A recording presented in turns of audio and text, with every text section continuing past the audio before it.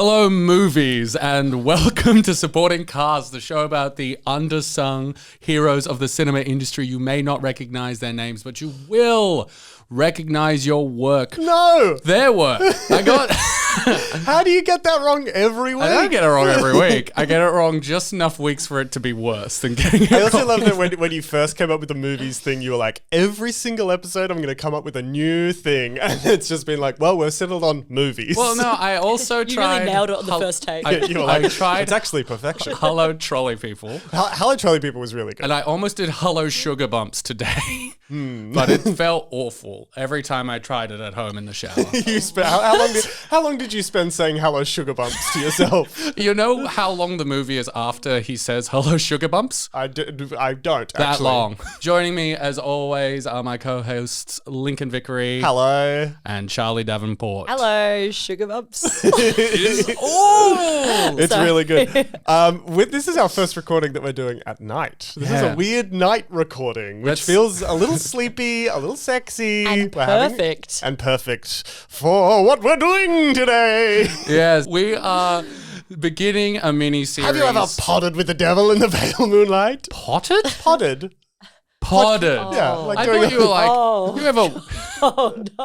It's also so hot in here. I'm already Yeah. feeling how steamy it It's is. our first night session, our first summer session. Oh, yeah. I somehow feel like even though this is our night and our steamy session, it will be less horny than every Hector Elizondo episode Yeah, it might be we less did. horny, but it will be, the Gotham City streets are steaming up. This is our first episode in our third mini-series that we're doing here at Supporting Cast. We have decided to do a little bit wacky for us, which is we're not doing actors. So wild. There's nothing wackier we are than the production wackier. design. We're the Jack Napier of podcasters. You don't know what we're going to do.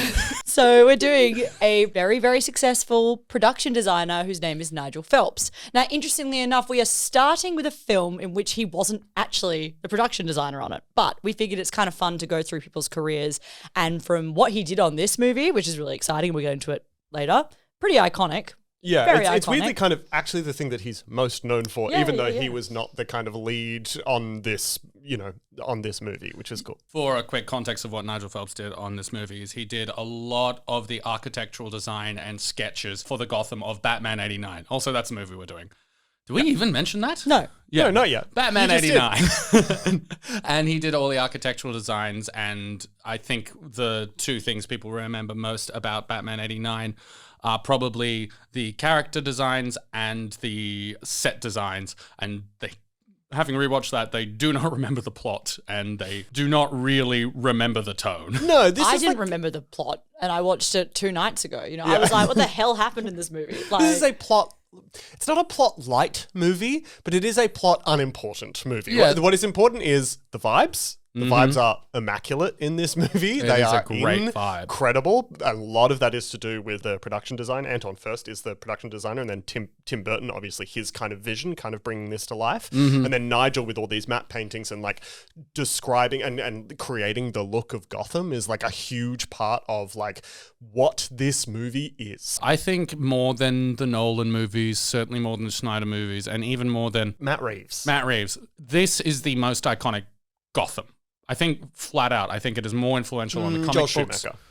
Also, you said Snyder because that's the Yeah, because you see Gotham No, of for course, like- this is the Gotham. Like Yeah. this is the one. This is the Gotham that like went on to spawn the Bruce Timm animated universe, which I think for most people defines what Batman and what Gotham is in their mind, at least most people of our generation. Which, The animated series. Yeah, the animated that's series. interesting. It was I guess. It was it was fully intended to be a spin-off of the Burton universe, Yeah. which then became its own thing because it wasn't a direct spin-off because the rights got complicated as they always do as soon as you try to turn anything from movie to TV. That's like the Mask of the Phantasm and all Yes, of that stuff, all the Conroy stuff. Yeah, Kevin Conroy. all the Conroy. So that's the original Batman animated series, the Batman Beyond series, the Justice League series, the Justice League Unlimited series, the Batman and Robin, I believe it is, the Adventures of Batman and Robin series. That was the one that came after with some redesigns, which then went on to inspire things like the Arkham video games, which was very directly inspired by the Gotham that we see in that city, which then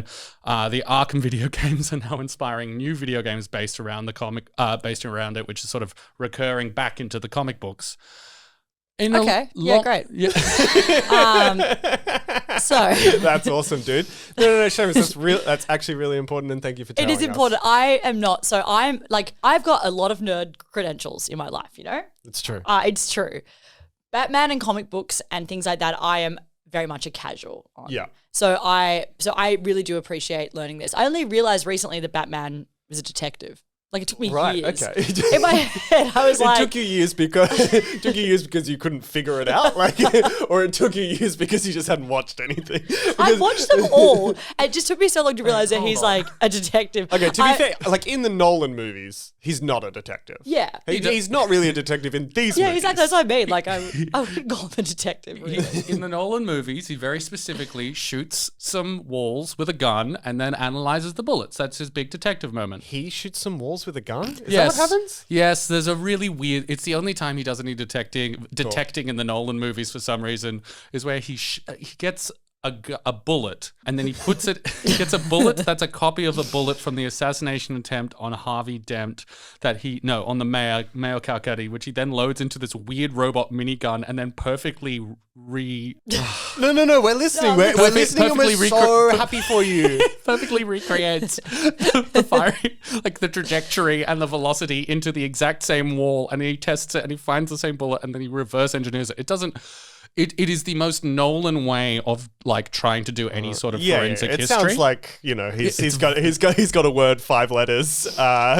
It'll open some doors that you do like and some doors that you don't. That's not the quote from Tenet. It is very as I was saying Tenet. to you before we started, talking about Batman is an enormous thing to try and tackle in, like, it's not like we're covering Batman for 25 episodes. It's just like we're jumping in and just like, we're going to cover this movie. By the way, Batman's huge and is like this obviously enormous cultural icon. It has an enormous history that we can't get into all of it. And the way that this movie was created and the way that it came from, a guy creating a university degree into then becoming a movie is like really, really fascinating. And we are not qualified or interested necessarily in covering the totality of Batman. And I'm sure that one day we'll come back and do Batman Returns. For some other reason, we will return and come do the other Burton. I watched that movie for the first time this afternoon. Let's go back. What are your guys' history with this specific movie? Have you guys seen it before? Yes. Yes. I still didn't pick up he was a detective. Yeah, so he's I not don't a know. detective in this Not movie. in this He's movie. more like a vigilante crime fighter. Yeah, well, that is also what Batman is. He's a man of many cows. Yeah. This is Many masks. This is by far the least competent Batman I think we see outside of the Schumachers. But he's got the most beautiful lips of all of the That's Batman. actually pretty hard to... It's Michael Keaton's lips. there's some Okay, I lovely don't even know lips why out we're there. talking about this. I like Val Kilmer's lips. Hey, they're also beautiful, but I'm just saying. Actually, Kilmer's probably the only one that's going for the Gold Lip Award. Yeah. Along with Keaton. I think he's really giving it Also, up for his money. why is it that you're like, I can't talk about Batman. We can't cover all of Batman, but you're just like, I do need to talk about his lips immediately. Well, Because that's the movie we're talking about. That's the movie we're talking about. And two, you're saying it's it when all he you gets see into of him for most of the movie. That's true. It's relevant. He So does my have good lips. history with this movie is that when I was young and now, I made my entire personality Tim Burton. Not now. I'm not. My personality is not Tim Burton at the moment. No, I fell out Certainly of... a part of it. I fell out of love with the Burton verse. Was it Planet of the Apes? Was it? No, I loved that. It was like a wild movie. We've had this conversation Yeah. before. Sorry, I just... No. I think it was Todd, right? it just like, yeah, it was definitely Sweeney Sweeney Todd. Todd. Yeah. And it took me a second to know what you were Get talking on about either. Get our level, loser. Yeah, it was Sweeney Todd, and I think it was just the intense relationship of an artist with Johnny Depp and me just being really over Johnny Depp's exact same performance, which I used to love. I used to be like, Edward Scissorhands, Sleepy Hollow, like all these movies, I used to be like so into that, like I'm doing a wacky performance. And then I think it was Sweeney Todd and then it was Charlie and the Chocolate Factory that really cemented for me. I think I was done with Tim Burton. I was a huge Burton head, but I still miss this movie. Yeah, wow. So you missed this movie, obviously at the time you weren't born, but this didn't wasn't go a back? part of you growing up, but you had seen it before. No, I realized watching this movie that I think I have only seen Batman Returns, Right. the second one. Yeah. And I think I'm now, like, I was thinking about this on the train today. I think I saw Batman Returns when I was too young and got freaked out and didn't finish it. That movie is so scary. It's a scary It's a movie. creepy fucking movie. That movie is so creepy. That movie, like one of the last sequences of that movie is a penguins doing a death march with the penguin down into the river to so he drowns to end it. It is wild. The imagery in that movie, that is a true like gothic kind of like masterpiece. Yeah. I much prefer the second one. It was Yeah. also famously way more controversial and less financially successful because Yes. a bunch of parents were like, no. Absolutely not. Why did you make Batman this? Which I mean, I don't want, I'm happy that movie got to be what it is, but also I kind of agree with the parents. It's like, put a rating on it. Be like, it's too creepy. Actually, what's the rating on that though? In my head, they've always been kind of adult films. They're PG, I think, or whatever the equivalent Yeah. is. So they're M in America, what we would call PG. No, I think it would be PG in America. There's 'cause- no PG in America. It Really? goes GMR. No, they invented PG in order. Steven Spielberg invented PG in order to. Doesn't it go? No. No, That's Steven not- maybe it's Spielberg invented PG-MR. PG-13. Yeah, Was right. invented by Steven Spielberg in order for. E.T. to say fuck. In order to have that absolutely rad sex scene in E.T. Because they wouldn't let E.T. surf. Or PG-13. There you go. Yeah, right. So what I was saying about my love of Tim Burton though is that this movie, interestingly enough, so I a little dark. I could tell you every fucking fact about Sleepy Hollow and everything about The Nightmare Before Christmas and all of those. You know, like I was completely and utterly obsessed. I didn't view Batman as really a Tim Burton movie because it's not his real, like, it's him doing his first commercial big movie. Yeah. It still has a lot of things about it that it's Burton-esque, you know, a lot of the design elements, that kind of thing. But it doesn't, to me, feel like a real Tim Burton movie. Yeah, and in a way that Batman Returns really does. Yeah, it yeah, feels yeah. like the most Tim Burton movie of all time. Whereas, yeah, this movie has a little bit, in part of the production history, which I'm sure we'll get into, there is a lot more influence from the producers that come in and be like, it needs to end on a bell tower because bell towers are really cool right now, and all the kids love bell towers. It doesn't feel like a producer's note at all to me. The producer went to see Phantom of the Opera. This is what they said. I watched the making of DVD this morning. Yeah, this is real. I read this as well. watched the making The producers were like, look, here's the thing. What you need is for them to climb stairs at the end and then them to be very high. And Tim Burton was like, okay, I guess. That also seems like the biggest soft pitch to Burton possible. He's like, all right, you're doing for a producer to come down on Tim Burton and be like, hey, I need the finale in a Gothic cathedral. And Tim Burton just be like, well, I guess I'll compensate on that. I just, I couldn't possibly. I just need, the back car to be a little bit more spooky. Like, that's the softest soft pitch to Tim Burton a producer could ever give him. Yeah. Well, I think they were like very aligned on like I've forgotten what the producer's name, but they were very aligned There's a together. bunch. There's so many Yeah, there are a producers lot on of this. people. They were very aligned together on what they wanted the movie to be. And it was just the few things where they were intervening, saying like, "Oh, we actually do need this for bell we tower. need a bell tower Yeah. because it's really important." I have it. Apparently, Jack Nicholson was like anti the bell tower. Well, yeah, because he was like, "Why would the Joker go up this? There's no escape there. That is against every fiber of his being." And Helicopter. then Tim Burton had to be like, "Yeah, just get up there, Jack. Like, just go." It's a helicopter at the top. Joker can't take off from a helicopter on the ground. He needs to helipad, and a bell tower's a perfect helipad. Before we get right into the crux of what we're talking about, which is why there was a bell tower at the end of Batman 1989. Don't I do a breakdown of Nigel Phelps' I agree. career? I think we should talk about Nigel Phelps. Let's talk about Nige. Nigel Phelps was born on March 16th, 1926. He studied fine arts at the Royal College of Art in London. When his grant ran out there, he then got a job as a storyboard artist for Paul Meyersburg on his first film, Captive. It was through Meyersburg that he met Anton Furst, who would go on to be his mentor for a lot of his early career.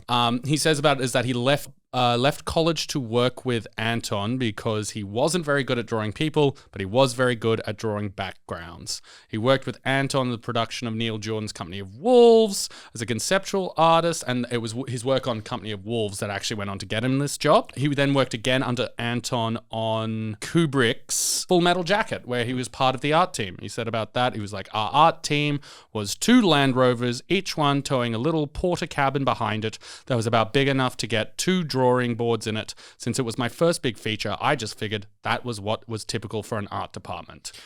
I mean, the construction of that movie is so crazy. Everything had to be within, I don't know if you know this, it has to be within 20 kilometers of Stanley Kubrick's house in London. And so the only place they had to film was like these weird docklands that were just very, very close to his house. And then they had to make it look like Vietnam. And And then you watch that movie and you're like, that's Vietnam. Kubrick also refused to get prop sources, people who went out and bought props. So they were the art department would work 6 days in a row and then go out and buy props on their weekends because Kubrick was like, they don't need it in television. Kubrick sounds like a real cheap guy in this movie for someone who will take 1 million takes and spend like $1,000 million on celluloid. Well, you got to make the money up somewhere. By all accounts, Phelps seemed to really enjoy this production, despite it being, by the sound of it, a bit of a boot camp. It was then after that he and Anton both began working on Batman 89. At the time, it was just called Batman, as they had not yet determined a release date.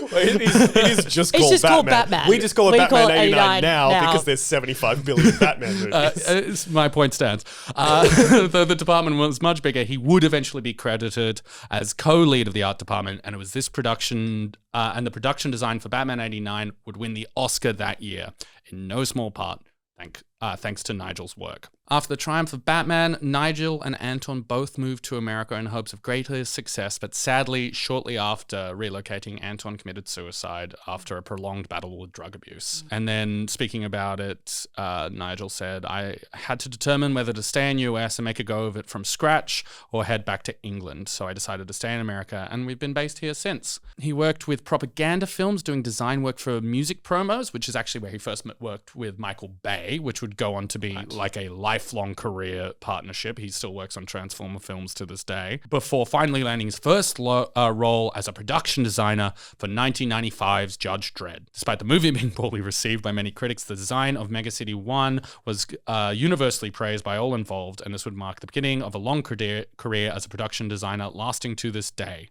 Nigel Phelps' most recent credit being in 2022. What was it for? I haven't. Thor: Love and Thunder. Oh, remember? Of course, yes. Because do you want to cover that movie on this podcast? We have what we're have what we're doing set, and then Seamus, like I did with Princess Diaries, is maybe wants to tag on Love and Thunder because he loves that movie. There are 2 Thors inside of me, and one of them loves and the other thunders, and I need to let them out. And that's basically a really brief breakdown of Nigel Phelps' career. It's really prolific, and part of the reason we're doing it is that he will go on to be, as you put it, he's kind of like a he touches every point of blockbuster history between Batman 89 and now. It's like we've got the Transformer movies, we've got Pearl Harbor, we've got Troy, we've got Marvel movies now. He's just been working reliably and consistencies and making so much money for so long that it's just kind of irresistible to talk about him. Yeah, it's really exciting. It's exciting for this movie specifically because it's like,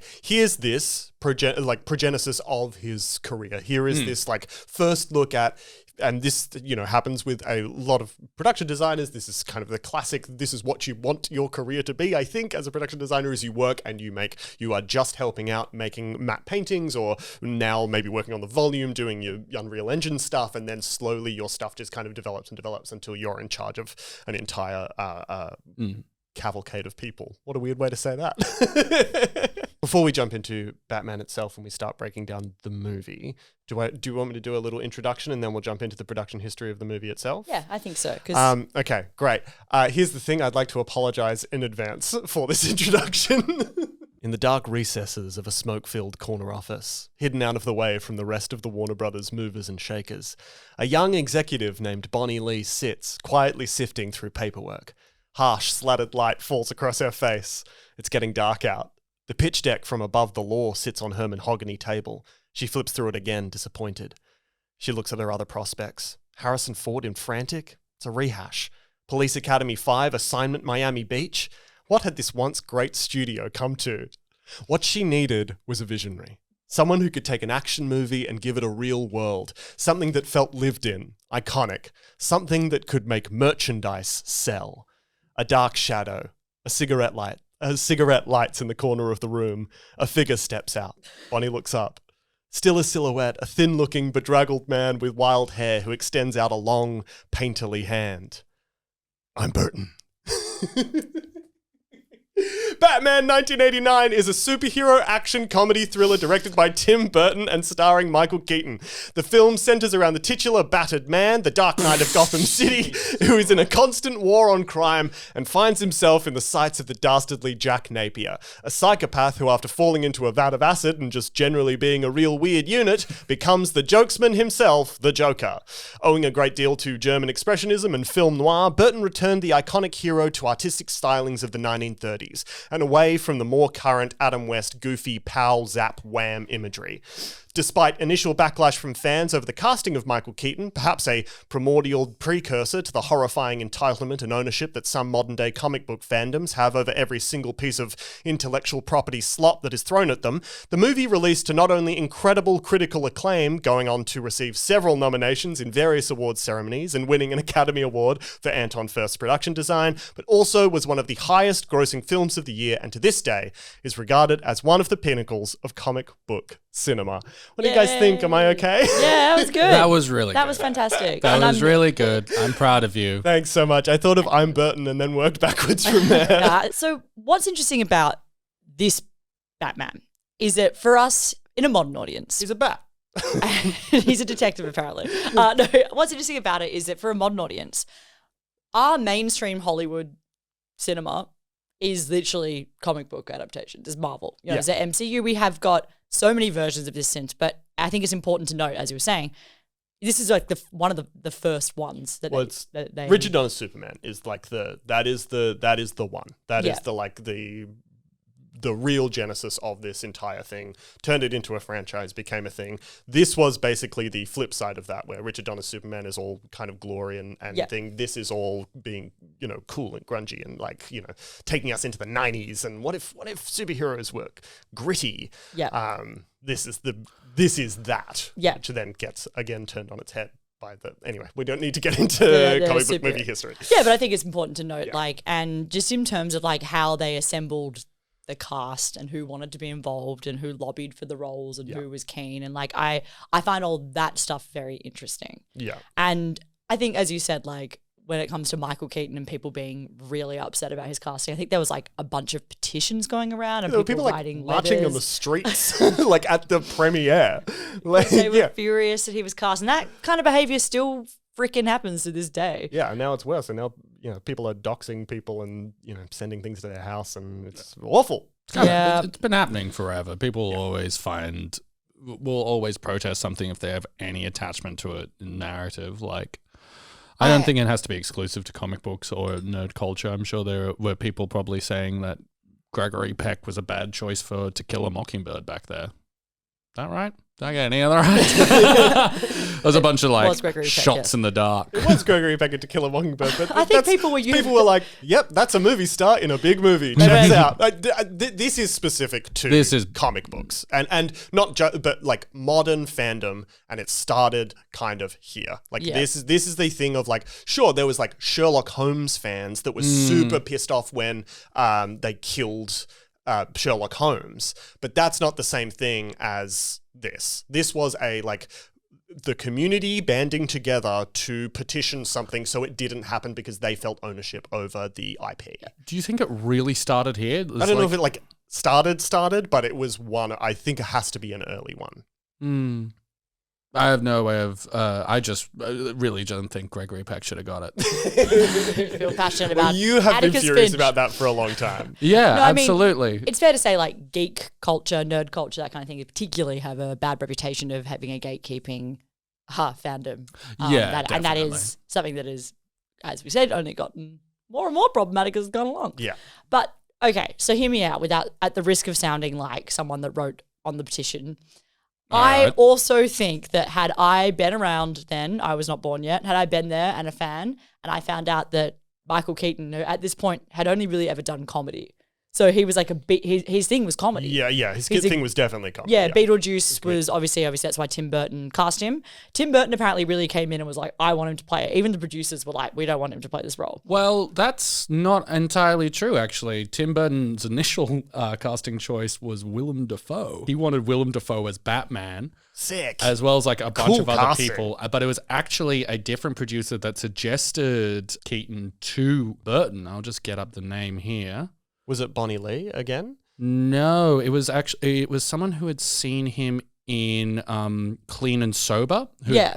That suggested it to Burton, and the Burton was like, "Yeah, I just worked with that guy. That's great." But I think a lot of other producers were not thrilled on the casting. A lot of producers were pushing for big names, obviously. Yeah. But it wasn't Tim Burton who initially was like, it needs to be Keaton. It was just like someone suggested it to him, which I also thought weird. It was like, you just worked with this guy. But I think it's a left to center casting choice. 100%. And it ended up working out for him. You know, people were happy with his performance. He ended up getting critical acclaim for it, actually. People which is for sure. love Keaton's Batman. The thing that people were saying was like, oh, you're going to make it a comedy. Like, oh, now it's going to be just the Adam West thing all over again. Yeah. And Tim Burton was like, no, that's not what we're doing here. We're making it, you know, whatever it is, this gothic kind of piece. John Peters was the name of the producer who eventually cast him. Do you want to give us any other tidbits from production history? Any bits and bobs? Have you got a cast, an alternate cast list? I do. I've got a massive alternate Yeah, cast it's list, pretty but I'll get to interesting. that at the end. I'll just do the little script to screen that I've started doing. Producers Benjamin Malkner and Michael E. Uslan bought the rights to Batman from DC in 1979, wanting to produce a darker Batman script more in line with Bob Kane and Bill Finger's original concept, though proved unable to sell it to Hollywood on the prospect, with the studios wanting to be more like the 60s.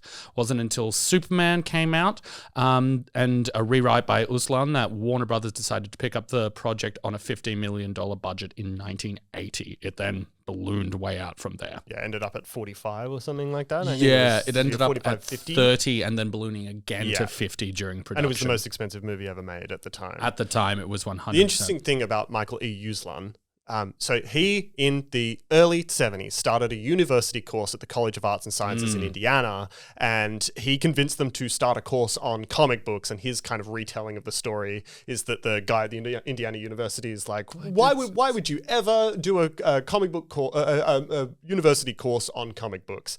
And he said, well, what's the story of Moses? And he's like, well, Moses was sent down the river, and then he's picked up by these Egyptians. Then what's the story of Superman? And it's like, oh, it's the same story. It's He was sent down a river, and he was picked up by some picked up by the Egyptians. Kents. And so the idea is he's kind of sold it in this way.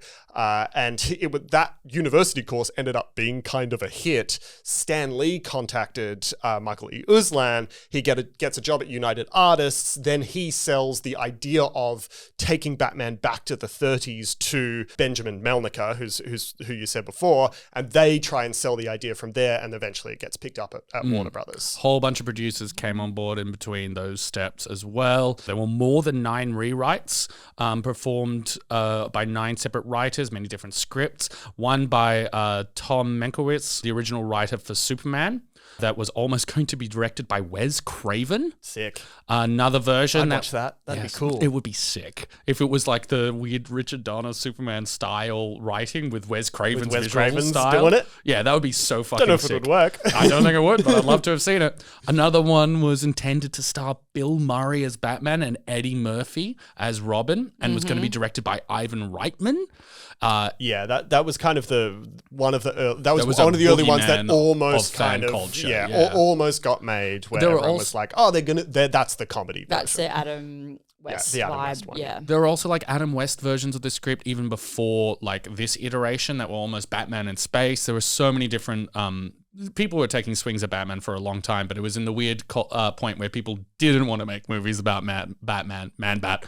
They still don't want to make movies about I Man-Bat, want which is a real Man-Bat. disappointment. Man-Bat movie would be sick. It wasn't until 1985, after the success of Pee-wee's Big Adventure, that Tim Burton came on and got a rewrite done by Sam Hamm, based on a treatment written by his, at the time, girlfriend, Julie Hickson. Hickson. I'm going to put a space there for flair.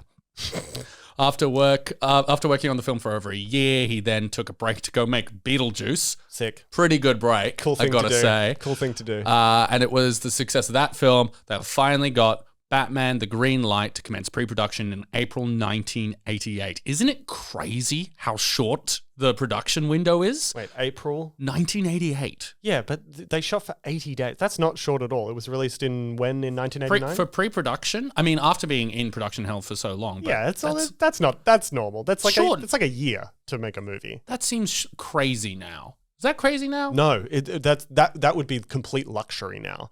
A year of pre-production? A year of pre-production, maybe not, but 80 days of shooting is completely unheard of now. Yeah, that makes more sense. But still, it seemed for pre-production that seems crazy short to me now. Like it feels like movies are in pre-production for like 4 years. But the other part of it is it's been in pre-production for 10 years. Like Yeah. because they've been working up to it since the initial pitch in 79, there've been like artists that have done drawings and concept art and all of this stuff that's come together. It's not like it's coming together all at one thing, from conception to Yeah. making. You're right. I just saw April and it was like, comes out the next year. That seemed crazy to me. But I suppose you're right. Like production hell is not actually unproductive. Yeah, as I said, they shot for 80 days, 6 nights a week. So they would shoot from 4 o'clock in the afternoon until 5 to 6 o'clock in the morning, go to sleep for 80 full days. That is so upsetting. That would be The worst shoot. That would be so rough. And Tim Burton in the DVD or whatever is like, I would never do that now. Yeah, it That's was such a a bad crazy thing idea. for anyone to do. Well, it's like when I read about things like even like the production of Buffy the Vampire Slayer. So many night shoots. They were all miserable. Also, Interview with the Vampire, Brad Pitt famously hated. Well, first of all, he wanted to play Lestat, so he was upset that he was playing Louis. And then he was miserable because it was all night shoots. So he was losing sleep and just like, so that them vampire like bat-esque things are, it's a call tough Dealing one. with vampires, you're shooting at night. You just Dealing gotta with shoot at Batman, night. you got to shoot at night as well. Yeah. To call Batman bat-esque is really funny. Well, he is sort of badass He's if a you think bat. about it. Like, He's sort of it's weird that he a bat named person. It's weird that he named himself after a long piece of wood. I was always under the impression until I did a bit more research that this movie was made. Named after something other than a bat. No. Yes. Charlie watching Batman for the first time. What? Oh! Oh, right. I thought he was called Batman because he bats the bad guys away. He's bad and above his average. So He does date very, very attractive women. He's the Batman. it's those lips. He's got great bat and form. He's fuck. I like high pitch. I kind of No like detective it too. work. I think you know who'd love that. You know who'd love that. Work not about a bat. You know who'd love that? Terrible producers in 2003. They'd be like, "Hang on, he's called the Batman. That's funny." I mean, And what he does is he bats above his average.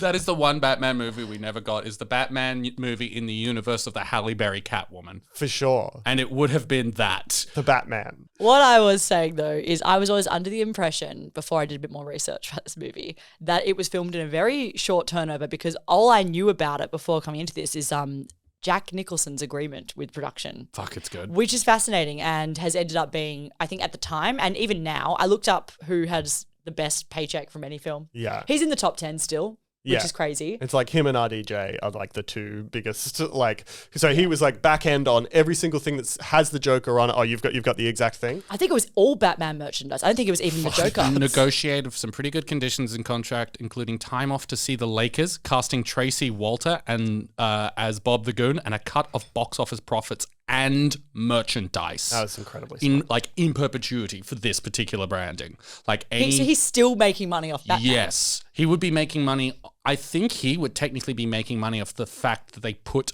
because it's not Joker merchandise, it's Batman 89 merchandise. So he will be making money off the fact that they put Keaton in Flash. Wow. I think. I'm making it. I don't have. Yeah, we don't know that for sure. And also, You heard you it know here that Warner first. Brothers is trying to cook those books as quickly as they can. They don't want to pay Jack. But the they way- don't want to give Jack his money. It's not Joker merchandise. Yeah. It was just merchandise. Batman 89. That's so cool. That's fucking bananas. I have never seen someone smugger than in the In an DVD interview. than the DVD extras where Jack Nicholson is explaining. He's like, yeah, so they didn't actually have enough. They sold out before, so they made quite a bit of money on it. And no one has been like, I'm the biggest fat cat in the world. Yeah. Because he took a pay cut to be in it. A little bit, yeah. He went- It's also not, but Not it wasn't that like much. it wasn't that much. It Got was like like 5 million. yeah. I think it was 6 million, which back then was. I feel like for someone like Jack Nicholson though, and he insisted he was first top billed, so that's why when it comes up, he's top billed. Yeah. which I found funny because I was like, that's what like. And anyway, because like in my brief stint of being an agent's assistant, I will tell you that one of the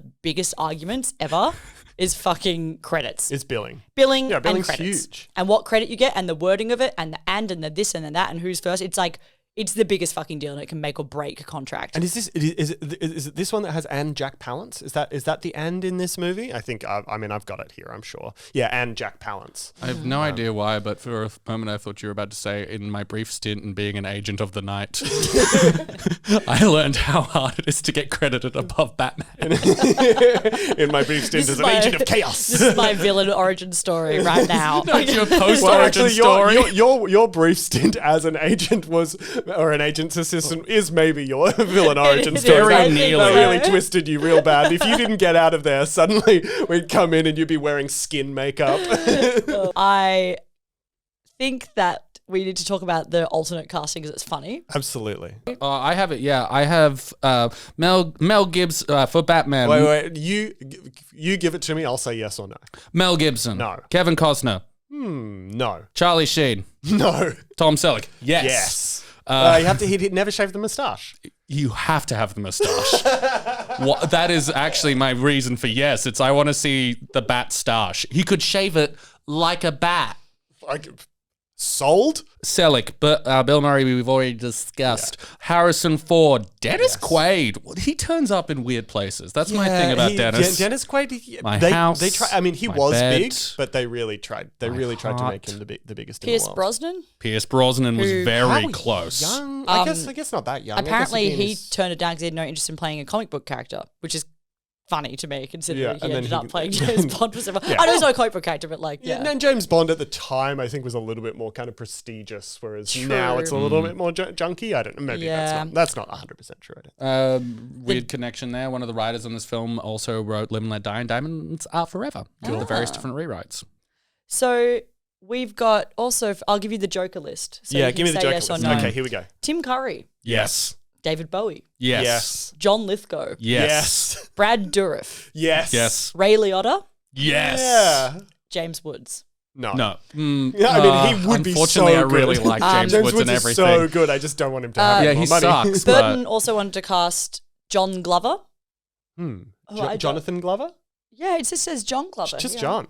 And some guy apparently Robin Williams really rallied for the role. Robbie Wanted- Williams. for the Joker. Yeah, Robin Williams. He really wanted it, and then he didn't get. And then I think he's pivoted to trying to do Riddler later, and he didn't get that either. So apparently John Lithgow, as legend has it, like in his audition, didn't want to be. Was like, please don't cast me. I don't want to do this. Yeah, because he Sorry. John Lithgow. Lithgow. He got Oh. it, then he got cold, really big feet. He got cold, really big feet.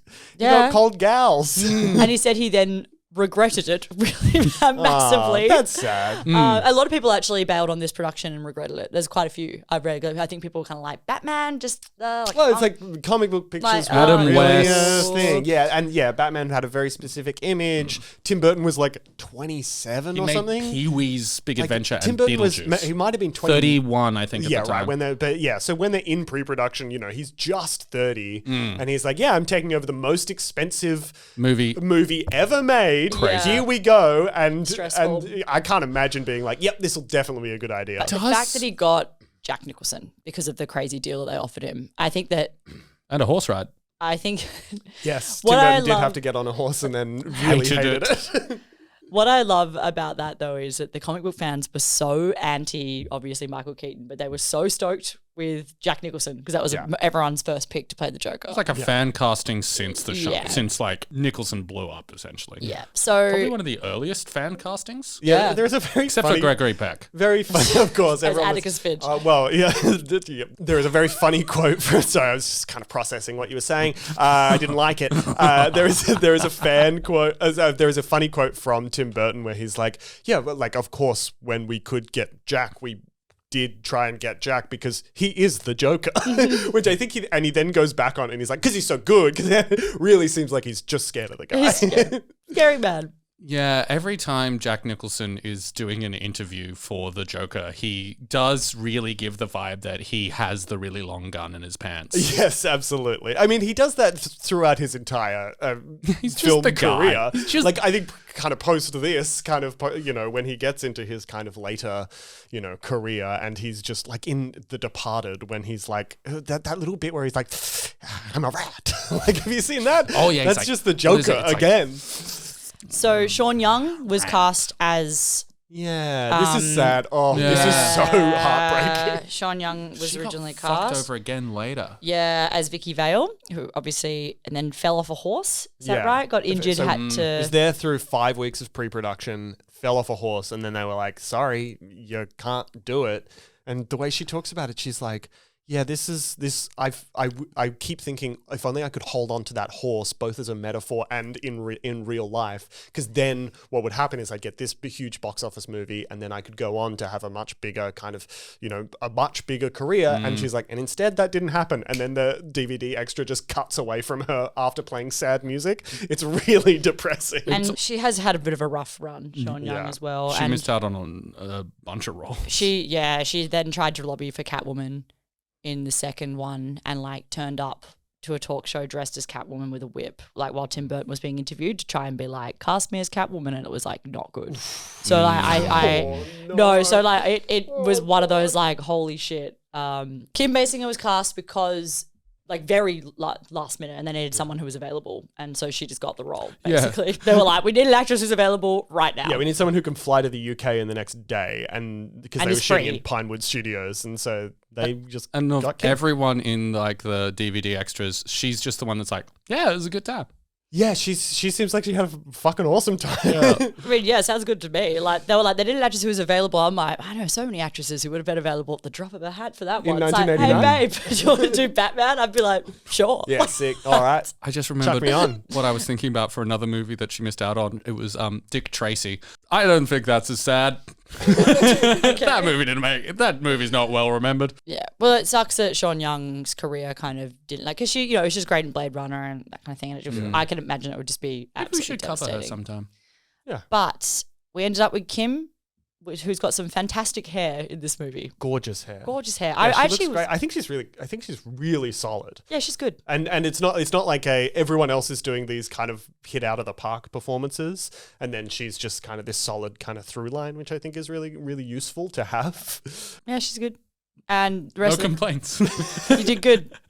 All right. Good job, Kim. Tepid praise. a For solid, Kim. a She's solid fine. salute to Kim. Solid 6 out of 10. Thank you so much, Give Kim. her a 7. I just Yeah, resent her absolutely. long glossy hair a bit. I was Yeah, of like, course. I mean, She's- that's fair. Yeah, It'd be really her nice hair to is have some incredible. long She glossy looks hair. beautiful in this movie. She's famously attractive person. Kim Basinger? Yeah. Yeah, looks agreed. good. Yeah. Only other thing I've seen her in is LA Confidential. Yeah. Oh, No. yeah. Oh, she's really good in that. Yeah, she's won the Oscar. Yeah.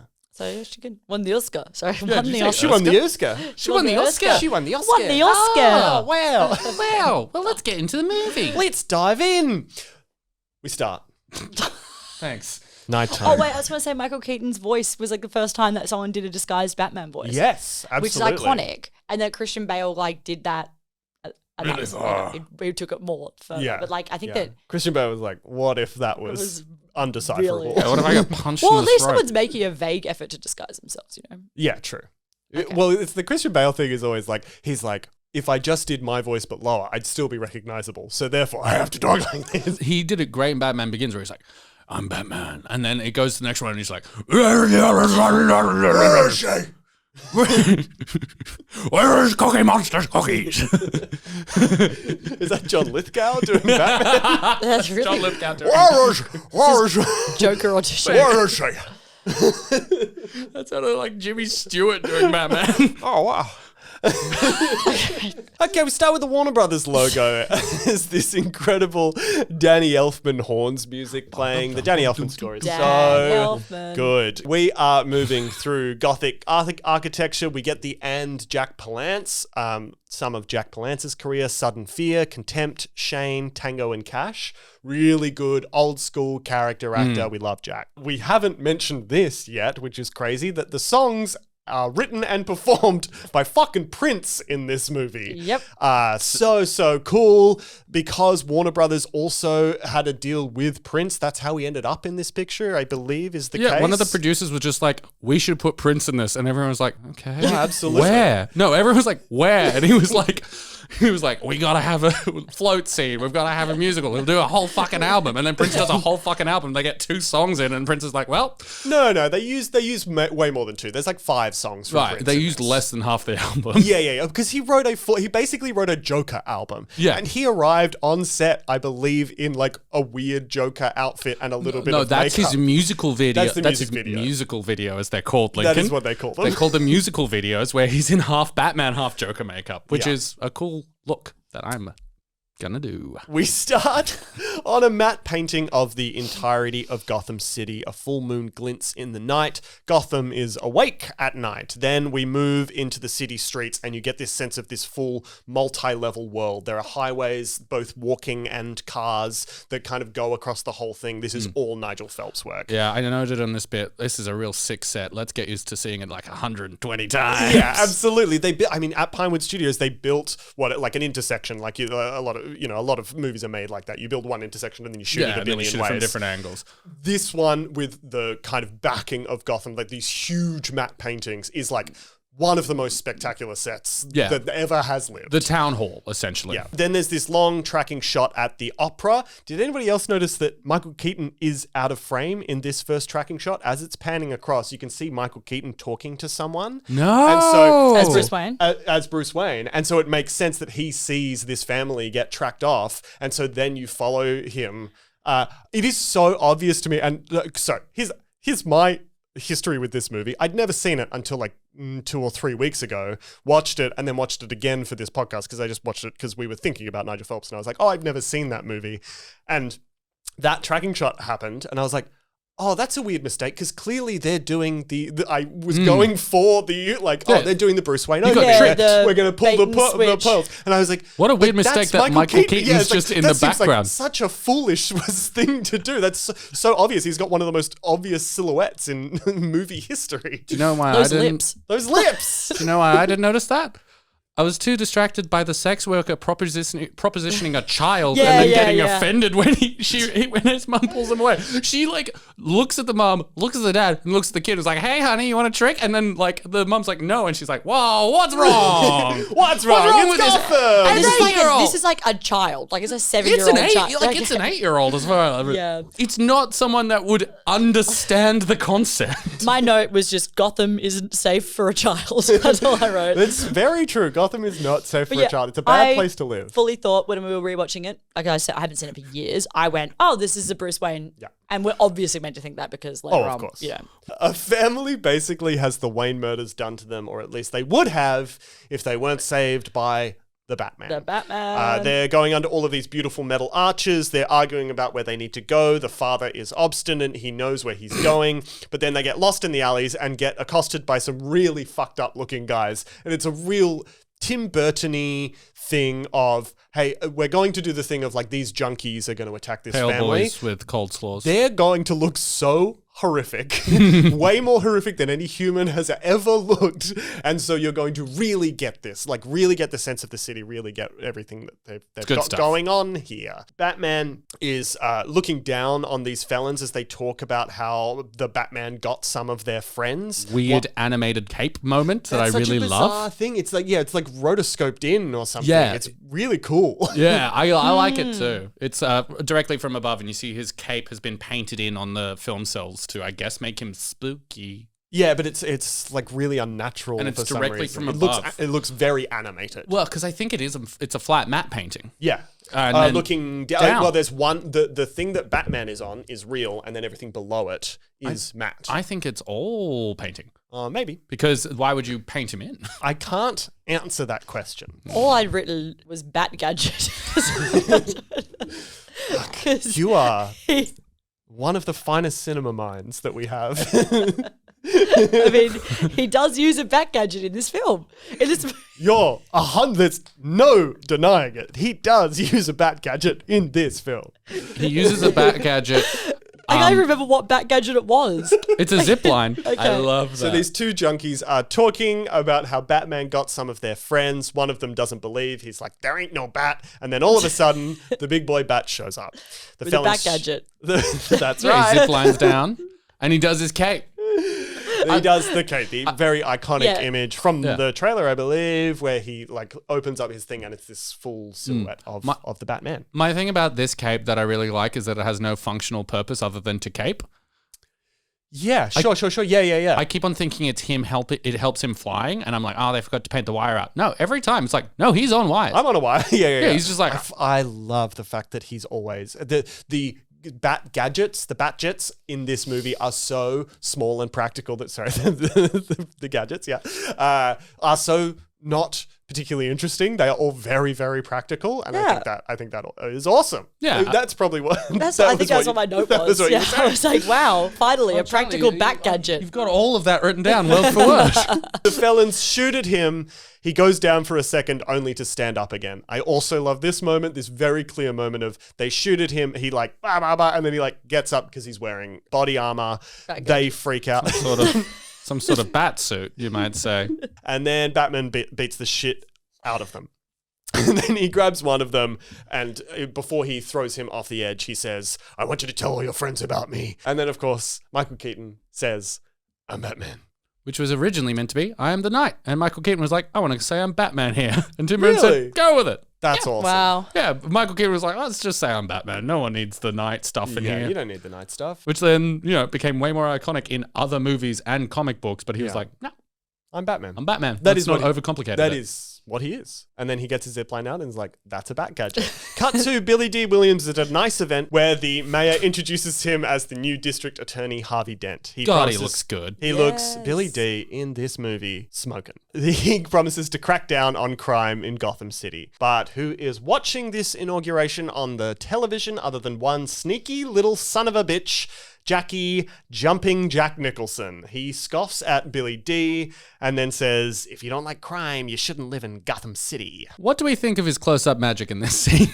Oh, what is it? He's like he's flipping cards. Yeah. Obviously. I'm going to say it's terrible. Okay. It's some of the worst, it's the worst close-up magic we've seen in this entire podcast. We've said a lot. Yeah, we've seen a surprisingly large amount. We've seen, to be fair, too much. I am always a fan of it when it arrives. In fact, I was so stoked to see that he was using cards. He does nothing. He just flicks one card up and then puts it back in the deck repeatedly. Well, because he's not doing not doing a trick, he's just playing doing a card. trick. He's just playing with them. He's not Should be. He's not a close-up Should be magician. doing magicians. He just is obsessed with his lucky deck of cards. He Yeah. just has a lucky deck. So Jack is waited on by his girlfriend/assistant Alicia, who's played by Jerry Hall. My notes are so far just Harvey Dent, and then it goes Jerry Hall, and then Jack Nicholson. Just say what you see. Jerry Hall, that was genuinely kind of exciting. Yeah. For those of you who heard, Jerry Hall famously was recently married to one of the Packers, actually. Really? She's a model, Yeah. and she was featured in that song where she was like, ow, ow, ow, ow. And I've forgotten what the fuck that's called. Yeah. Hey, welcome to Supporting Cast Nights. This is going to be loosey-goosey. Jerry Hall says, you look fine. And then Jack Nicholson has a great line, which is, I didn't ask, which I fucking love. Cut back to the felons that Batman killed, the police, including Lieutenant Eckhart, the incredibly named, incredible actor William Hootkins. He's only in Indiana Jones, Raiders of the Lost Ark, Star Wars, and Superman. He's in everything. We gotta do the Hoot. Absolutely. And he's doing the most film noir performance in this incredibly film noir movie. He has a voice that's just kind of like this, and he's smoking a cigarette, and he's just like, yeah, I believe don't he's need smoking this a kind of cigar. heat. Yeah, He's sorry, swinging a cigar. yeah. And has the most Simply crushed face. Yeah, he looks like his face has been crushed between two cinder blocks. He's got a face on him. Yeah, he could be the like lead of Sin City. Or he could be trying to crush Mario in a later level. Wait, you're saying he's a turtle? No, he's one of the Oh, rocks. he's a We'll wait. Goomba? What are they called? thwomp. He's a thwomp. Then Knox shows up, Robert Wool, and starts trying to interview Lieutenant Eckhart about Batman, but he's not having it. He's like, don't write this shit up in your paper, Knox. But Knox is on the case. He's a journalist. They say he can't be killed. They say he drinks blood. He's got all these theories about the Batman. What do we think of Knox as a character? I love Robert Wool in this performance. I think Knox is I think it's a tragedy that Knox isn't now like part of Batman canon. Yeah, well, I think it was also a thing that was brought in by the producers because they're like, oh, it's this 30s detective thing, so there has to be a journalist that's on the case, and that's how they get Vicky Vale in, and like that all comes from that. But I really like, and I don't think he's particularly popular with Batman 89 fans. I feel like they're like, whatever, who cares? I really love it. Yeah, I think he should get the Harley Quinn treatment and like slowly make his way into Batman canon as a real character. He's kind of Jimmy Olsen-esque, which is interesting. Jimmy Olsen is Superman's best friend. He's sort of redhead hanger-on at the Daily Planet. That's right. Yeah, yes. he's a very bumbling kind of character as well. Like Knox just kind is, of yeah. like Knox is. But Knox has got like detective integrity. Yeah. In journalistic integrity. For sure, yeah. He doesn't want to give away his sources. Eckhart then goes to meet Nicholson. It turns out he's taking hush money on the side. Jack expresses his intentions to run the city, but Eckhart is like, you're a psycho and everyone hates you. You're never going to run all of Gotham. But Jackie Boy is like, you better think about the future, old pal. That's not how he talks about. Cut to, I think, what is my number one favorite matte paintings in this entire movie that Nigel Phelps did. It's this epic industrial scape with these incredible smokestacks and these thick copper pipes that extend and fan out of this building as cars drive by in the foreground. And it looks like, I don't know if you also thought this or you guys did, but it looks like a Sean Tan novel. And it's the only time that like a Gotham that I'm like, because it's got all these weird curves. That's a great pull. There is then a expositional scene where Billy D. Williams and the mayor discuss how there's going to be a festival soon. That just kind of sets us up for the later climax of the movie. Yep. Then Knox arrives at his office. Everyone's making fun of him because he believes in the Batman. A guy's done a drawing of a shitty looking Batman, which is just like a guy with a rat's head. Then Wool destroys... Bat's head. No. No, you're right. It is a bat's head. Then Wool takes the piece of paper and is like laughing and then destroys what a dick line. Which I think is really like that. Really good. He then has his next line is also really good, which is, if you want me to pose nude, you're going to need a longer lens. Yes. Yeah. That is good stuff. We love him. We love him. We love Knox. We love We're Knox Knox. heads. We're knocking on heaven's door. Vicky Vale is there to talk to Mr. Knox. She is a hard-nosed war photographer who believes Knox about the Batman. There is no real kind of justification as to why she believes him, and nobody else does. She just likes bats. That's her statement. She's like, I just like bats. She comes in and says it. I don't know if it's a joke in the script. I think it's real. I think she's like, I just really like bats. But I think doesn't she's make any obviously, sense either. obviously chasing a hot scoop and believes in it or like is her. But is she sitting in his desk in this scene? Yes. Yeah, it took me a while to get there. I was like, how? Like, she's very comfortable and confident. Vicky Vale says, my picture, your words, the Pulitzer. Just think. They hatch a plan to try to schmooze Commissioner Gordon at Bruce Wayne's annual ball dinner fundraising thing. Does anyone know what this is fundraising money for? I think it's funding the festival we see later, right? Right. So they're making a fundraiser, like an event, to then fund a separate kind of bigger event for the whole city. When it's him, I just assume it's orphans. Yeah. I mean, like I just make the assumption. That's what I was. It's that like was that's also close my to him. assumption. Like This is the Batman in joking. all of the movies I have the most confidence has never donated a single dollar in his life. Yeah. Oh yeah, he's never sent money to anyone. There's a moment later when he's like, give Knox a grant, and it's like, you should be funding the entire newspaper. Like it is like such a tired bit that Batman could solve all the crime in Gotham by doing philanthropy. Cut to Jack Palance. He's the fake big bad guy. He's mad because they're cracking down on crime. He butts heads with Nicholson, but pretends like he's giving him extra work or something, which I really like. He like sends him to his chemical plant and he's like, you are my number one guy. But Palance basically frames Nicholson for the job he wants him to do, basically trying to kill him / put him away because he knows he's sleeping with Jerry Hall, who it turns out is Palance's girl. Yeah. You find, and it's like, boy, that's and then I wrote, this shit is really complicated and just doesn't fucking matter at all. No one cares. He frames him. Yeah, I mean, yeah that's it. Bruce Wayne. No, I. What was your note? Guys, I don't even know. Can we just hear? No. Can we just hear where you're up to? Can I you don't just even read know what where you're I was. looking at? I had Just read what you're looking at. I had like Christ Knox. I wrote that. Let's actually break that down. So there are 7 deadly sins. I also had Jack smiling. So that's good. He does. He does smile. And I said pillars for some reason. And then I said hello legs. And Hello, legs. Yeah. Oh, I don't know legs. why I wrote that. That's what he says. Yeah, that is. It is. Before he says his good long leg long Long legs. legs, yeah.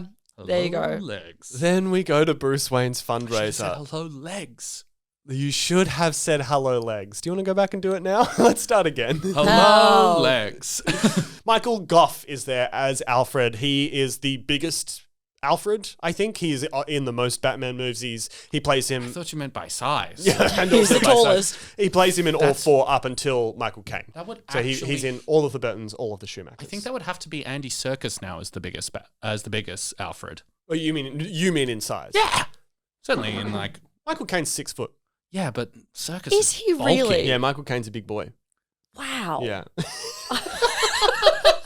No, I don't know why. I just don't think of him as tall. Yeah, no, I mean, don't quote me on it, but I'm pretty sure You were so confident. I'm with pretty that sure he's a statistic. tall guy. You look that up, Seamus, while I keep going. You look up who's the tallest I'm Alfred. looking up biggest Alfred. as we speak. Biggest Alfred. Kim, she meets Bruce Wayne, but doesn't know it. Keaton lies and doesn't tell her that he's Bruce Wayne. There's a running bit that I love here of him putting stuff down and Michael Goff picking it up. That is like a really good kind of running gag. It really sets up how useless this Batman would be without his Alfred. He is so bad at living in the world. The only thing he is good at is being Batman. He's also not that good at being Batman. But there's no one for him to compare to. You know what I mean? It seems like Alfred does all the detective work, all like the thinking for Batman. I really get this, and I kind of like this about it. But Michael Keaton seems like he's a hammer in this. That's all he got. I agree. Yeah, 100%. I mean, there are some small things where he's like rewinding something and then watching something again to try and figure something out. And then There's a very Alfred small comes amount up of- with the police file. It's like it's in there. Yeah, Batman. I figured it out. Knox then tries to interview Commissioner Gordon, played by Pat Hingle. And I'll give you Pat Hingle. He is the narrator of The Land Before Time. He's Good. both in Burton's Next and all of Schumacher's Batman. He's in The Quick and the Dead, Shaft, the Samuel Jackson one, Talladega Nights, The Ballad of Ricky Bobby. That's a fun list. That's a good list. Knox and Vicky Vale go snooping around Wayne Manor and find his armor room. Vicky Vale also dressed in a wedding dress for some reason. I had that note as well. I was like, why is she in a wedding dress? Dress for the Tell me, job that can you you want. show me that note? The armor. Kim, it says Kim. Sorry, it says Kim. No, it says Kim. It says Kim? It says Kim Kim. Bringer. Wait, sorry. You're gonna need to, read that. Oh It says God, what? It says Kim Bringer. I gotta read this. No, Charlie, I gotta read this. No. Hello, legs! Exclamation mark, exclamation mark. Long legs! Kim Bringer! Exclamation mark. Wedding dress! Michael Keaton looks weird! All caps! Ah ha ha ha! Alfred! Okay, I wrote for I'm bright red. Oh my God, how embarrassing. My beautiful notes have been exposed. Wow. So when I watched this movie, I was drunk. In case that's obvious. We're coming clean. And I wrote these notes and I rewatched the movie since.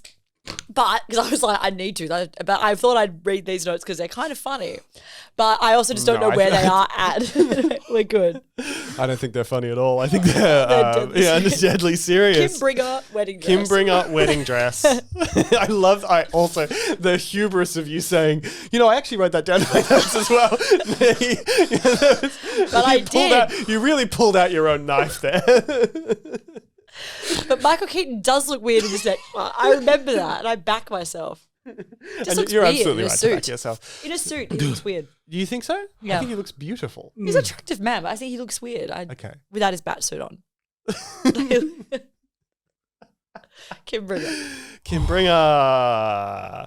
Do you have anything to say about the wedding dress that Kim Basinger's wearing? Kim Bringer? No, it's just weird that he's in a wedding dress and then that weird spiky helmet that the rubber armor with the gas mask that Batman has clearly is from like a Juggalo concept. It doesn't make any sense. Yeah, well, it feels like it's directly from a Tim Burton drawing from when he was 14. From his house. Like, it might be just from his house. Knox and Vicky Vale start insulting Wayne, but then, of course, he's behind them. Wayne and Vicky flirt. Then Bruce is called away to go be the Bat because they're hearing about the thing that Jack Nicholson is doing over at the chemical plant.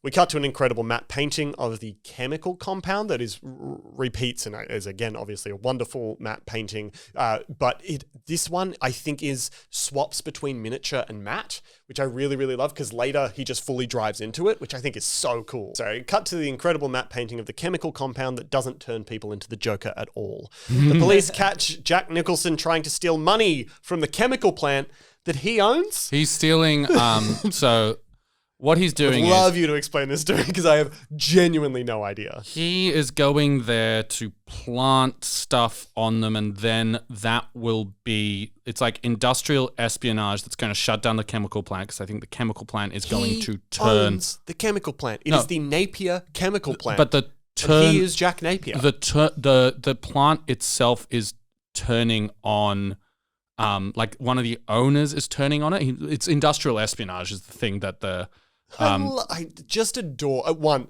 The important thing about this is it doesn't fucking matter. Yeah. You do not need to know any of this. But I love that Tim Burton and the writers were like, let's put some like kind of complicated industrial espionage Yeah, it's in so here. complicated. It's Like, so weird. industrial espionage. And really thrown away. Like it's not like really set up. You know, like we're going to understand exactly There's what that it's one just like, this is kind of what conversation. we're doing. So he's trying to frame himself. Yeah, he's trying and to frame gets framed. himself. Like, he gets and then framed triply. Anyway, then the police show up. A gunfight ensues.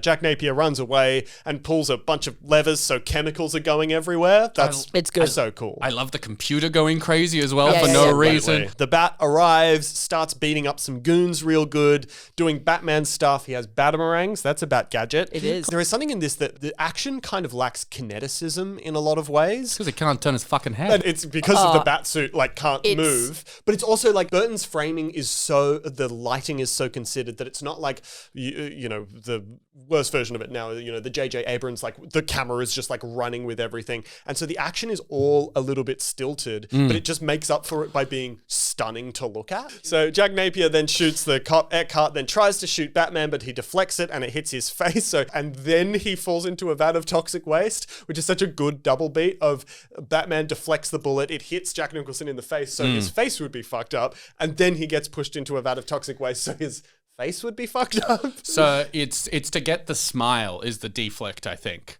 And then the rest of it is to make him white. Okay. Yeah, great. Yeah. I mean, it all tracks. It is a bit of a double beat. And also Batman's like failing to save the Joker in this bit. He has the most weird expression when he tries to pull him up. I actually think it's a really good performance, but it's also quite constipated in the way it looks because he's expressing nothing and it's all in the eyes. Also, this is weird because Batman does not have any issue killing people in this movie. Yeah, I wrote, one of my notes is shoot to kill. I actually wrote that because I was like, this is interesting because it usually doesn't. In both Burton films, does not give a shit about very it. happy, which is funny because it became such a thing. Obviously, Nolan took that back and was like, Batman doesn't kill people anymore. And then Except for the bit where he kills all those people. Except for the bit where he kills all those people. It also is just like, it is just a thing of if you want to have an action scene, there is going to be people off screen that die. Like, it is just like a thing of like, it is very hard to film Nolan's any sort pretty of... good at it. Yeah. But the Nolan bit is just because I won't kill you doesn't mean I have to save you, and then jumps out the train just as Liam Neeson crashes to his death. That is the big one where Batman kills someone and he kind of never does it again. In this, Burton's just like, Batman will occasionally be like, I'm gonna save these people. He has some sense of justice, but is also very much like, I don't care if someone dies. Yeah. The level to which he tries to save the Joker in this scene is actually way out of character for him. And I'm asking you this question because you're the only one who's going to be able to know. Is this version of the Joker's origin story is this something that has come up or is it slightly different? This is very broadly inspired by the Killing Joke comic book Yes. / Under the Red Hood backstory. Yeah, Killing Joke's 88. Yeah, okay. so this is if not... this is inspired I by think it. it's by The Dark Knight Returns was the one that was before. But the Killing Joke is the one that develops the chemical plant and yeah. ties Right. Tim Burton Batman has- and ties Batman's the Joker's origin to Batman, knocking him into that of acid. However, the Jack Napier stuff, everything being related to Batman's origin, is completely invented by this film. In that he is a comedian who gets caught up has the famous One Bad Day where he gets caught up in a heist at a chemical plant and Batman fails to save him, which is what drives him absolutely That's in The Killing Joke. so edgy. That's the Killing Joke. So this is a little inspired by the Killing Joke, but it is more true to say that's just kind of Burton making shit up in terms of what Jack Napier is. Yeah. And Jack Napier later, when we realized that he formed Batman, was invented by Tim Burton after the script. When they got Jack. No, because it was while they were shooting during production because the writers were on strike. So Sam Hamm, the writer that is credited, he couldn't do rewrites on it. Because he's stuck in LA. Right. He's not stuck in LA, but there was a writer's strike in LA. Escape from LA. And so he couldn't escape from LA, and so he couldn't confirm it. He had no power over the script, so Tim Burton just added the Jack Napier thing in. That's interesting. During production. Because I know they bulked up the Joker role for that. I didn't know the Jack Napier thing was They Burton. bulked up the role for Nicholson. Yeah. Definitely. Yes, They also got rid of Robin, who was in the original script. Yes, and Williams. but I think the Robin thing was always everyone. Yeah, the Robin Williams thing was no one was really enthused about it. That's how Tim Burton describes it. He was like, yeah, everyone was like, do we really want this? This came down on high, but everyone was like, I don't really want this. So it was there for a little bit, but then disappeared. I mean, a family of acrobats. Yeah. It's the greatest backstory of all time. So great they used it 2 more times. Jack Nicholson then appears. Oh, sorry, I forgot to say that Batman escapes from this scene with a smoke bomb that doesn't cover him at all. Yeah. Which is so good. It's really good. So actually a little With a bit smoke more bomb that does real. nothing and a cape that only flaps. It's my favorite. I wrote smoke bomb, ha ha ha ha. Awesome. Wait, you're turning into the Joker in here. Oh my god. Honestly, and it stops. It's Wait, that's it. That's all we got. Was that our last note? no, you got some more. There's don't some worry. more. Okay. that's really Jackie good. Boy, Jack Nicholson then reappears in the sewers, his hand appearing out of the water. An incredible kind of Love that so beautifully much. lit shot. Vicky Vale goes on a date with Bruce Wayne. They eat soup at a very long dinner table. Vicky Vale's like, could you pass the salt? Keaton is so wonderful in this scene as a little boy who's never had anyone over before. He doesn't know how to interact with humans at all. I just think he's so good at this. So his pitch of the character, I just find it interesting, because Bruce Wayne is this attractive multi-billionaire. Yeah. And just no one's he's never had a date before. Is that? I think he's had dates before, but never they've never come to his house. I think I don't think he's a virgin or anything. Oh my god, we're really diving into the deep end now. This scene, he kind of plays it like he's a virgin. Yeah, but I think it's just he's emotionally stunted. Yeah, he just can't relate to people. Yeah. Do other Batmans pitch him more suave? That's the thing. Do other Bruce Waynes pitch their characters a bit more suave? I mean, George Clooney is the suavest. Yeah, but even Christian Bale's more suave than Christian this. Bale is more suave than this. Christian They Bale all, plays up the playboy. The playboy, and he plays up that Bruce Wayne is a complete act. Yes, yeah. The Batman is the real person, and then Bruce Wayne is the costume. It's the whole point of a fucking. Affleck's quite suave. But he's sad. That's his thing. Is what if Batman was sad? What if Batman was old? What's Robert Pattinson doing?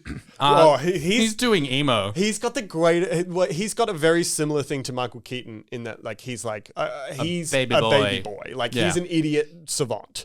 That's his kind of Batman, which is really good. The only problem with that movie is it's 3 hours long and you barely get to see Robert Pattinson be Bruce Wayne in that movie, which I think is a failure of that movie. He's got a kind of Howard Hughes vibe. Yeah, a that is young actually a Howard very good call. Hughes thing where he's locked himself up and everyone's or Willy Wonka.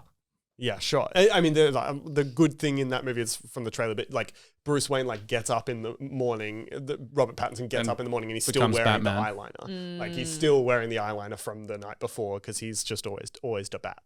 Keaton has this wonderful line here where she's like, "Do you enjoy eating in here?" And he's like, You want to know something? I don't think I've ever been in here before, which is so funny. Then they have dinner with Alfred. That sounds like a great time, great date. One of the hottest dates you could ever do.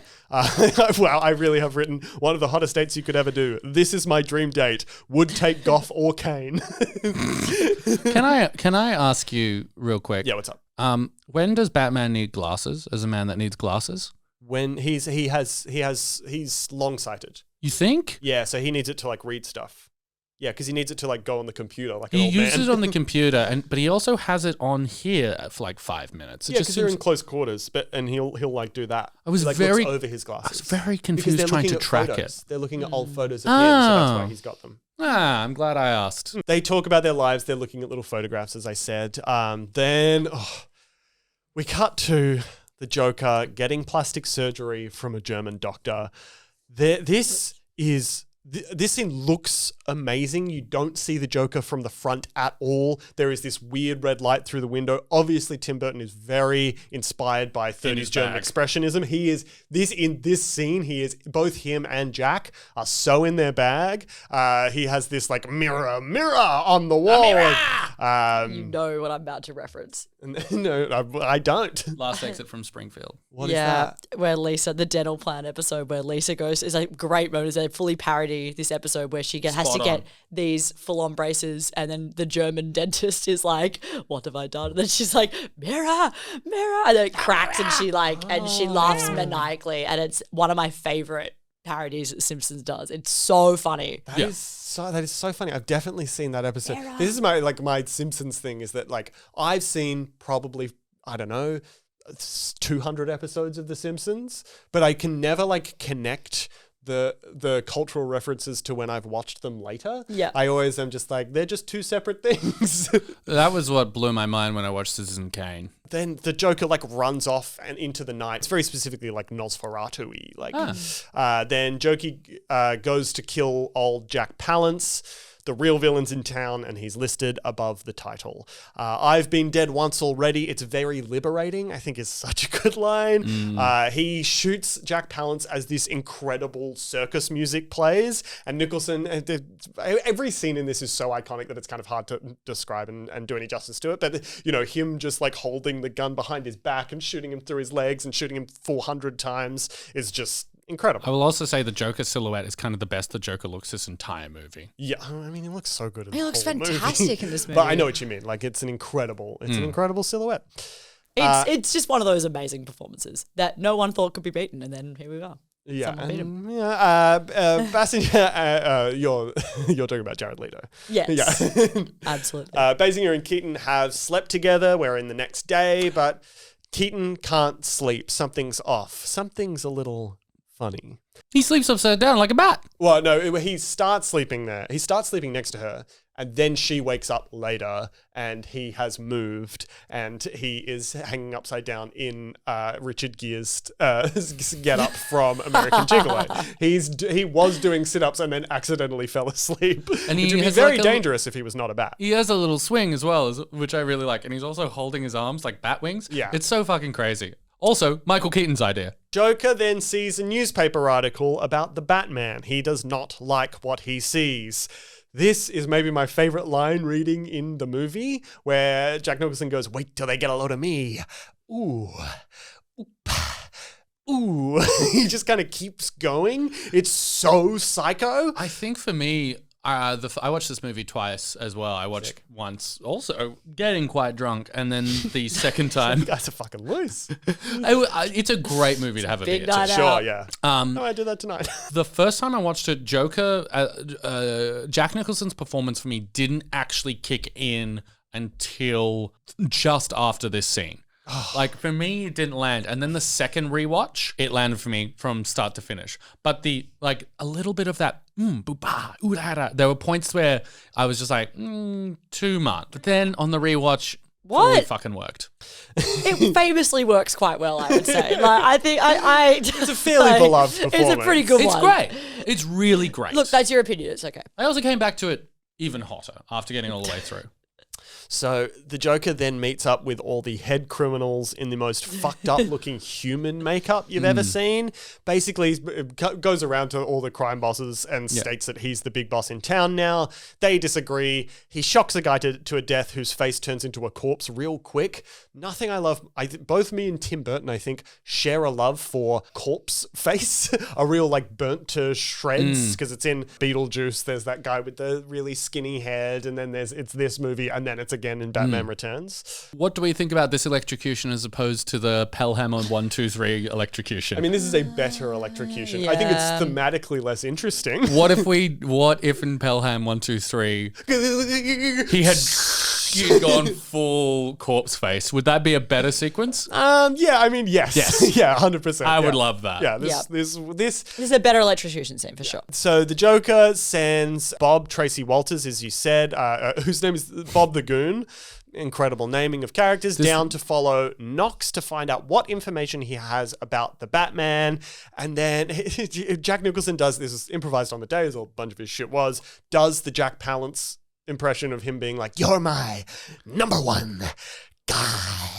Really good stuff. And also just Jack Nicholson talking to his friend, because that is the role that he Tracy Walters, invented so that he could have his friend cast in it. Which is awesome. Which is sick. And also, Bob the Goon, one of only 5 action figures made for this movie. Really? That's great. Bob the Goon, Batman, Joker, Commissioner Gordon? Commissioner Gordon would be a bizarre choice. I guess that there's not a lot of stuff. There's not a lot of guys in this one. Not a lot of guys. Whereas Batman Returns is literally chock-a-block full of guys. This movie is like, it's the Batman and the Joker, and then I guess Vicky Vale. Knox? Do you want Knox? I would Everyone's love a going Knox. hot for Knox. Basinger is kind of curious about Bruce Wayne for some reason, so she follows him. I guess because he blew her off. Yeah, she got ghosted. She didn't like it. Yeah, sure. So she doesn't happen to stalks her him ever. Turns out he's delivering. Sam's an American gigolo as well. You know, like That's true. the ladies That's true. love to stalk. That's true. It's not good. If I know anything about ladies. They love stalking. It's Gotham. It turns out he's delivering flowers to where his parents were killed, although she doesn't actually know that yet. That's revealed to her later, but of course we know that. Then Wayne goes to see one of the mobsters coming out of City Hall, where he's been given all of Jack Palance's... Okay, again, I have to get into like the business stuff. So Wayne goes to see one of the mobsters coming out of City Hall, where he's been given all of Jack Palance's businesses now. ? Yeah. Then the clowns arrived. Mimes. Sorry, they are mimes. Very They're important. not clowns. The mimes are not clowns. They are moving incredibly slowly, moving like weird clowns, I've said, but they are moving like mimes. Weird mimes. It is incredibly creepy. I love this scene. Nicholson arrives in a nice suit and top hat, and then he kills the monster with a quill. Here's my question.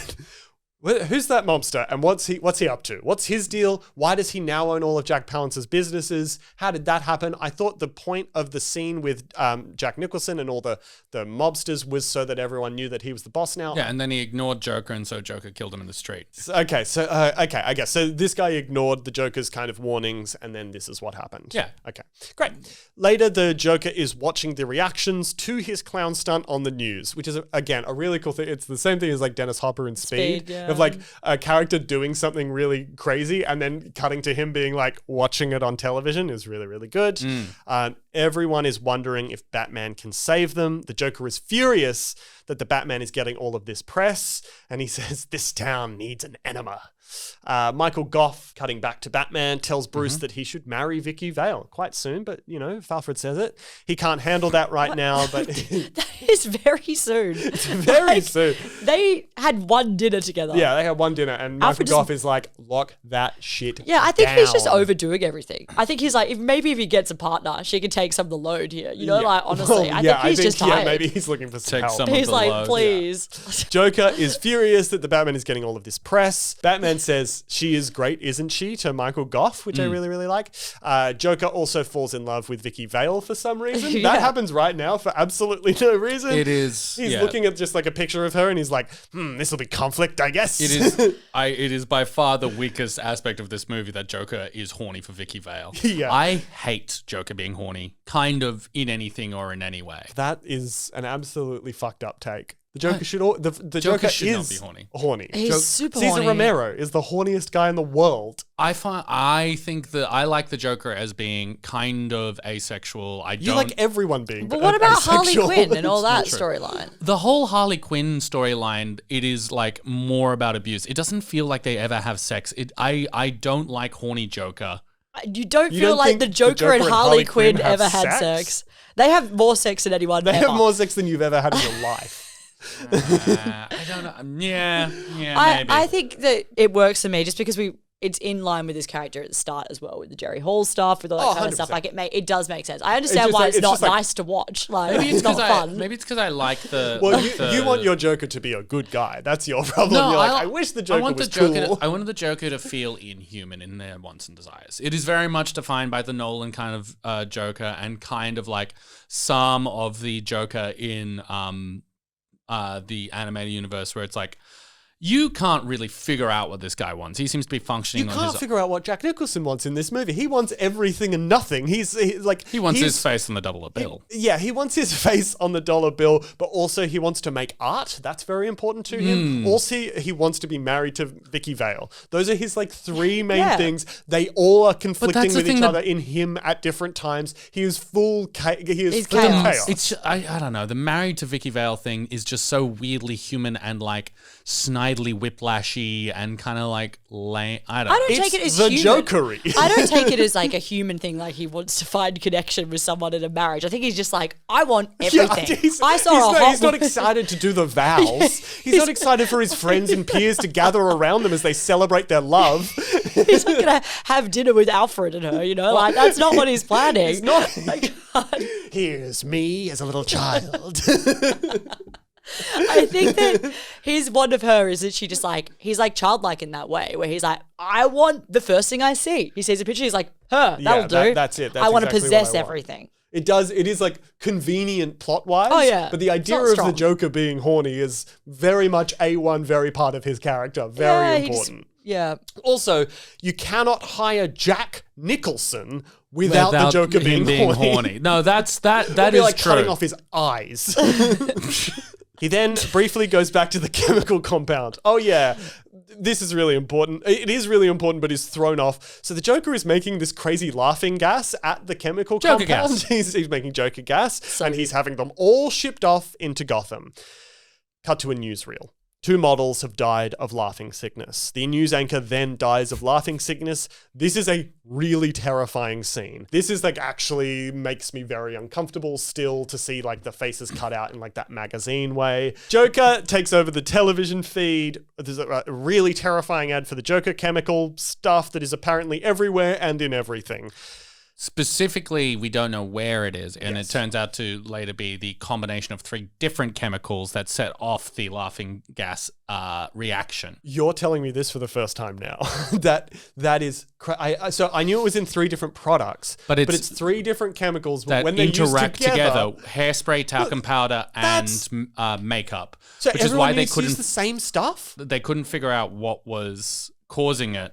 This is the research that That Bruce Detective Wayne does, Alfred does. Yeah, that Alfred ends up doing. Is that they, The world's greatest detective, Alfred. Alfred. It is the mix of the 3 chemicals, not any of the chemicals individually, that cause the reaction. But they don't know which chemicals it is. They don't know why it happens. Why is that? Why would the Joker not make it all one chemical? Because it means that no one knows what they need to stop using because they can't. But why not just put it in a bunch of different stuff? Because if it was just in one, they could just stop using that particular product and but it'd be okay, instantly so you detective. put one chemical that detective. does all of that does the laughing gas, but you put it in makeup, hairspray, and deodorant. Then they would still stop using it. But the point was it's only detectable.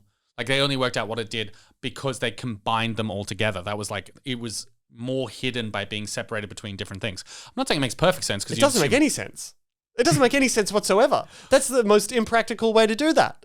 That's bizarre. because it would be hidden. It would be hidden between different because you would. You can't- It's not none of the. Okay, so no, if no, you no. put That arsenic, would be much easier to triangulate what the 3 products are. No, That would be because you're like, oh, when That's assuming this person is using these 3 products, then they die because they die of laughing sickness. Anyone else that doesn't use all 3 products is only using 2 of the 3. They don't die. Therefore, you must need all 3. The idea is that each chemical by itself is not innately dangerous, but it's the combination of the 3. That's what I'm saying. You're not listening to me. No, but then But it's if you like, put I kind of isonat, see...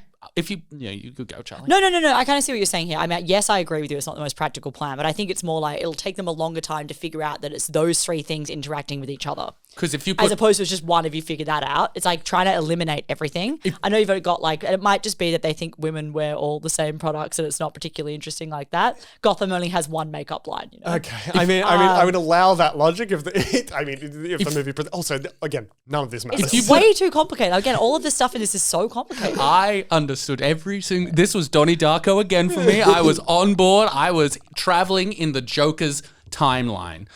Anyway, Joker, chaos. Billy D and the mayor are stressed about the festival. Lee Wallace is the same as the mayor from Pelham. Did you know that? So the mayor from this movie is the mayor from Pelham 1, 2, 3. Jack Nicholson plans to fuck up some art. Jerry Hall has an incredibly cool and fucked up looking mask. That is so terrifying, that little mask that she's wearing. Oh, yeah. So Joker comes and Vicky Vale has come to the art museum because she thinks she's being called by Bruce Wayne, but is actually being called by the Joker. The Joker presents Vicky Vale with a gift. It's a gas mask, a really well-designed, cool gas mask. Yeah, it's in cute. This movie is, and gasses everyone around her at the art museum. Then the Joker makes some art. There is a dance sequence with a boombox and some goons throwing paint at stuff. This is both the greatest scene in any movie ever made and the dumbest movie ever made. The Prince song is really, really good.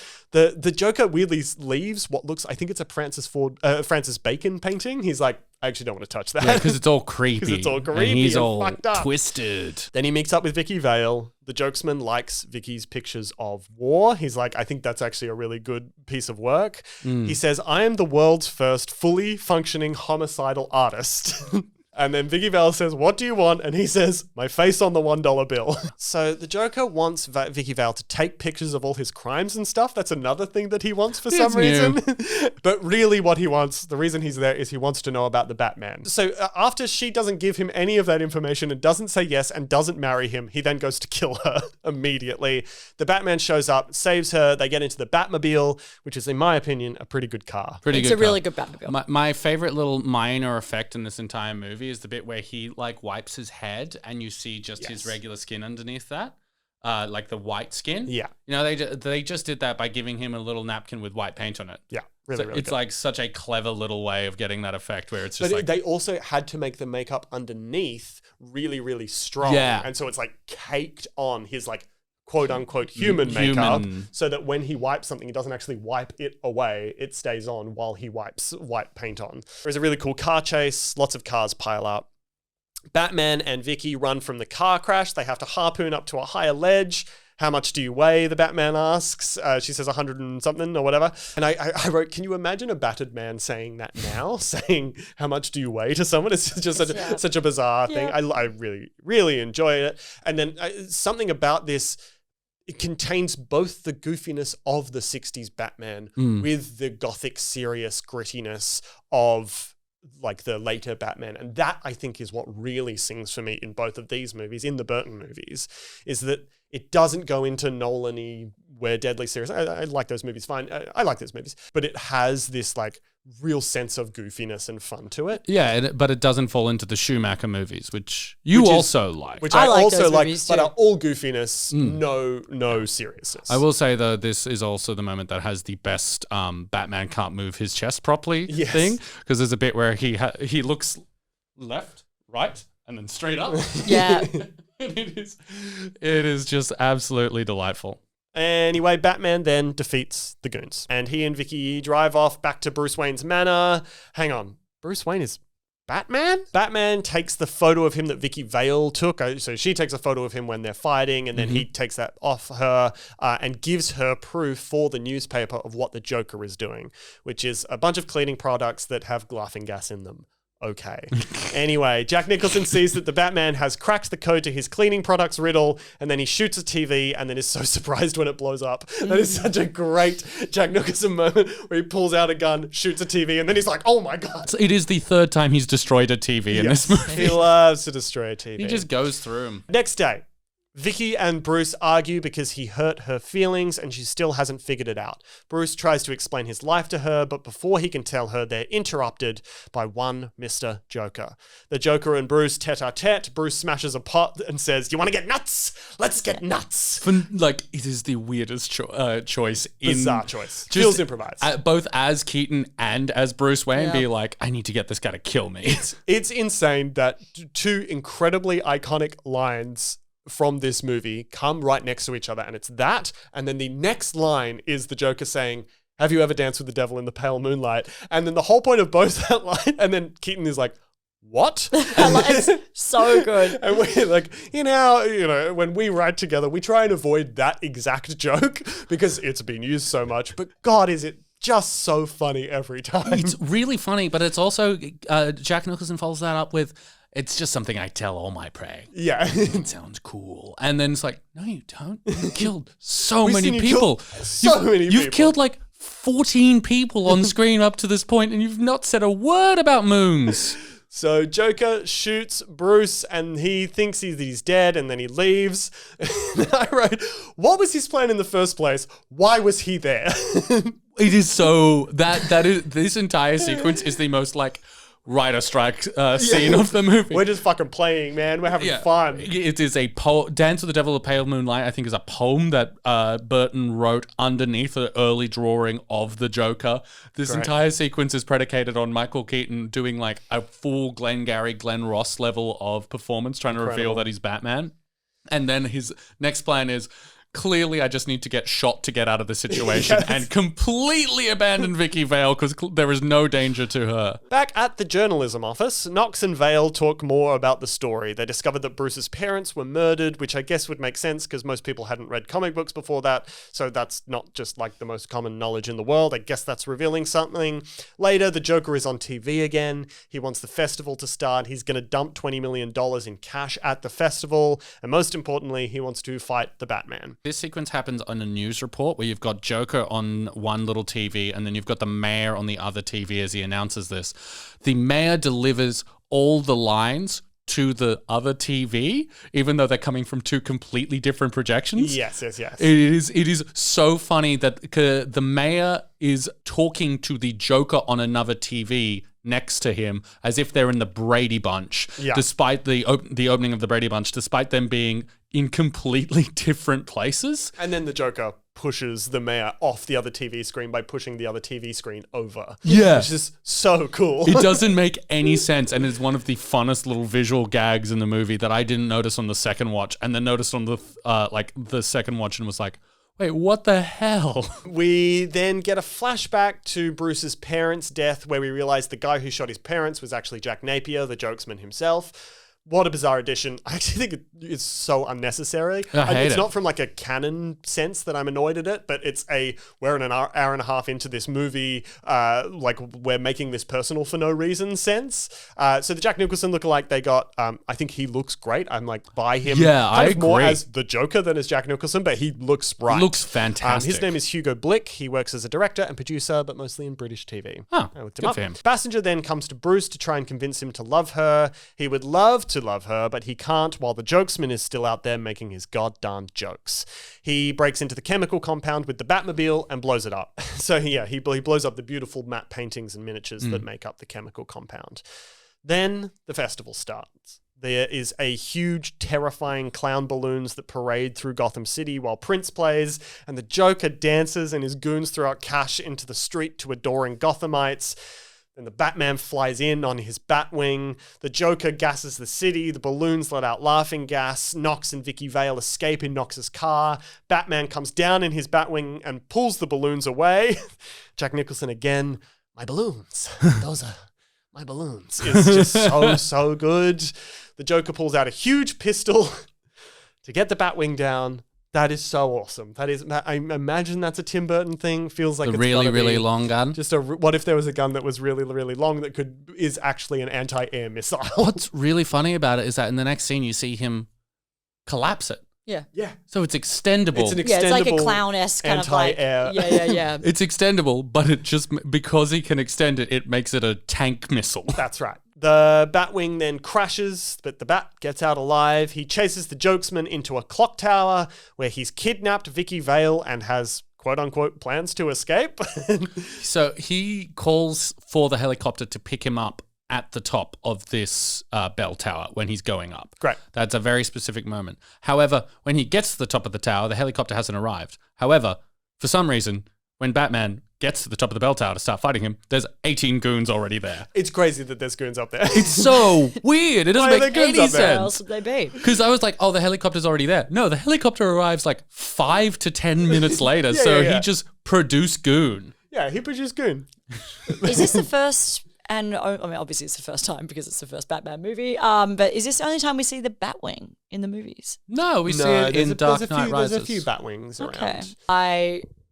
I'm standing corrected. There's a lot of Batwing to go around. Yeah, there's a bit of Batwing Bit of going. Batwing. This is the there's- best there's- I Batwing. think there's maybe the most Batwing of all time in the Schumacher ones. Like he loves the Batwing. Lot of That, Batwing. that shit's flying around all the time. a lot of wing. I love the Batwing as well. Yeah, I fucking adore the Batwing. think Batwing's Would love way- a ride in the wing. It's way cooler than the Batmobile. No, you take that back. The Batmobile. In Batman Returns, Really? The Batwing.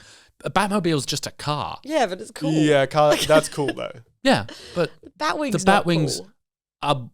a jet that looks like a bat. Which is okay. You know that bit where it goes against the moon? Yeah, that is That's one of the most iconic images. my favorite bit of the of movie. the last 40 years of cinema. Yeah. Yeah, it rules. Yeah. Okay. All right. It's not as wild to take as I thought it might have been. As the Batsman is running up the bell tower, the Joker drops the bell down the bell tower, destroying the stairs. But the Batman manages to climb them up anyway. Batman gets up there and the Joker says, "It can be truly said that I have a bat in my belfry." Really fun. I've also written the Joker has more goddamn goons up in the bell tower. How did they get there? Yeah, where did the karate guy come from? I love the karate guy. Something we gotta bring back.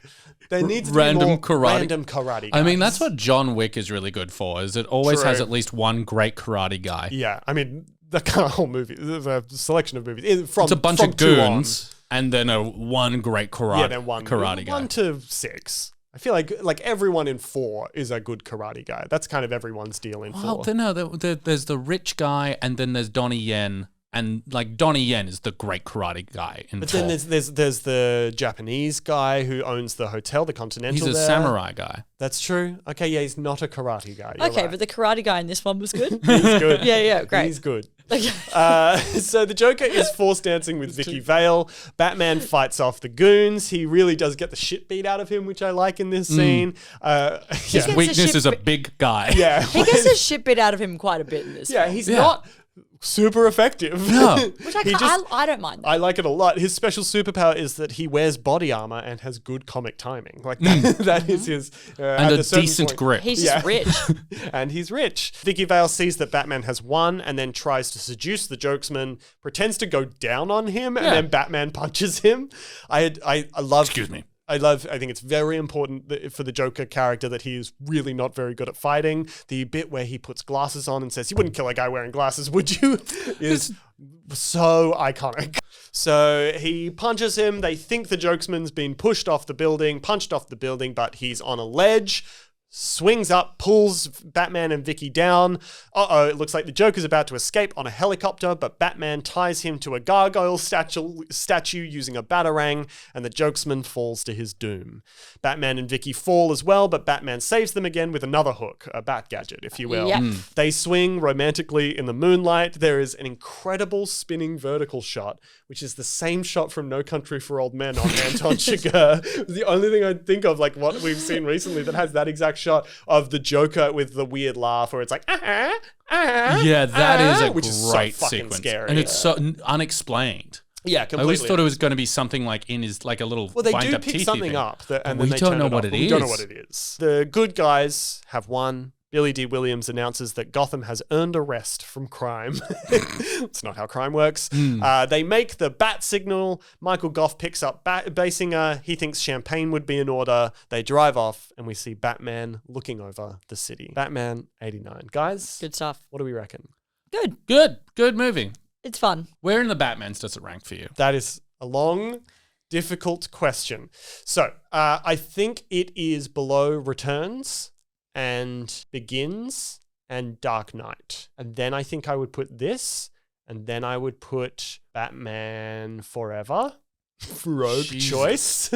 I love Batman Forever. I fucking love Batman Forever so much. Then I would put Rises. Oh, wait. And Mask of the Phantasm is higher as well. Yeah. If that counts. Matt Reeves' Batman is not a movie I love. It's not bad. It's too long and I don't really I didn't like it. watch it. So. Yeah. It's very long. It's cool. It's not, yeah, it's good. So your number's 4th?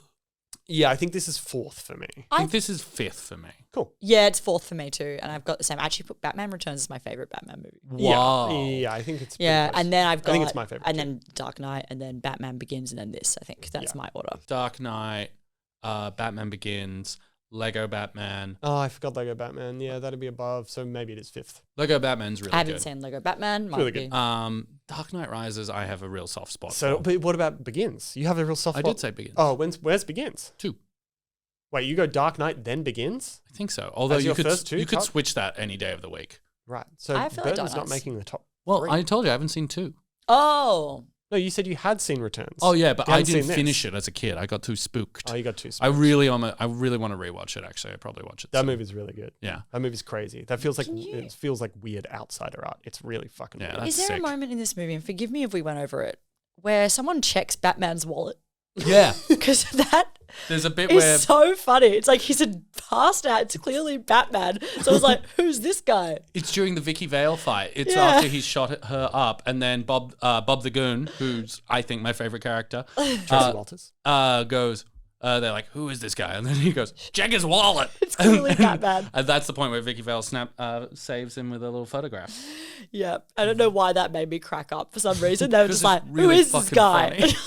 Just in a bat suit. I think they're looking for his like ID, like to see who he is underneath. Yeah, they are, but just the way it's delivered makes it. What's his pockets in that situation? Yeah, he I guess doesn't have his ID on him. To be fair belt? though, in the Taking of Pelham, they did have their IDs on Which them. is really funny. They do have their IDs on them.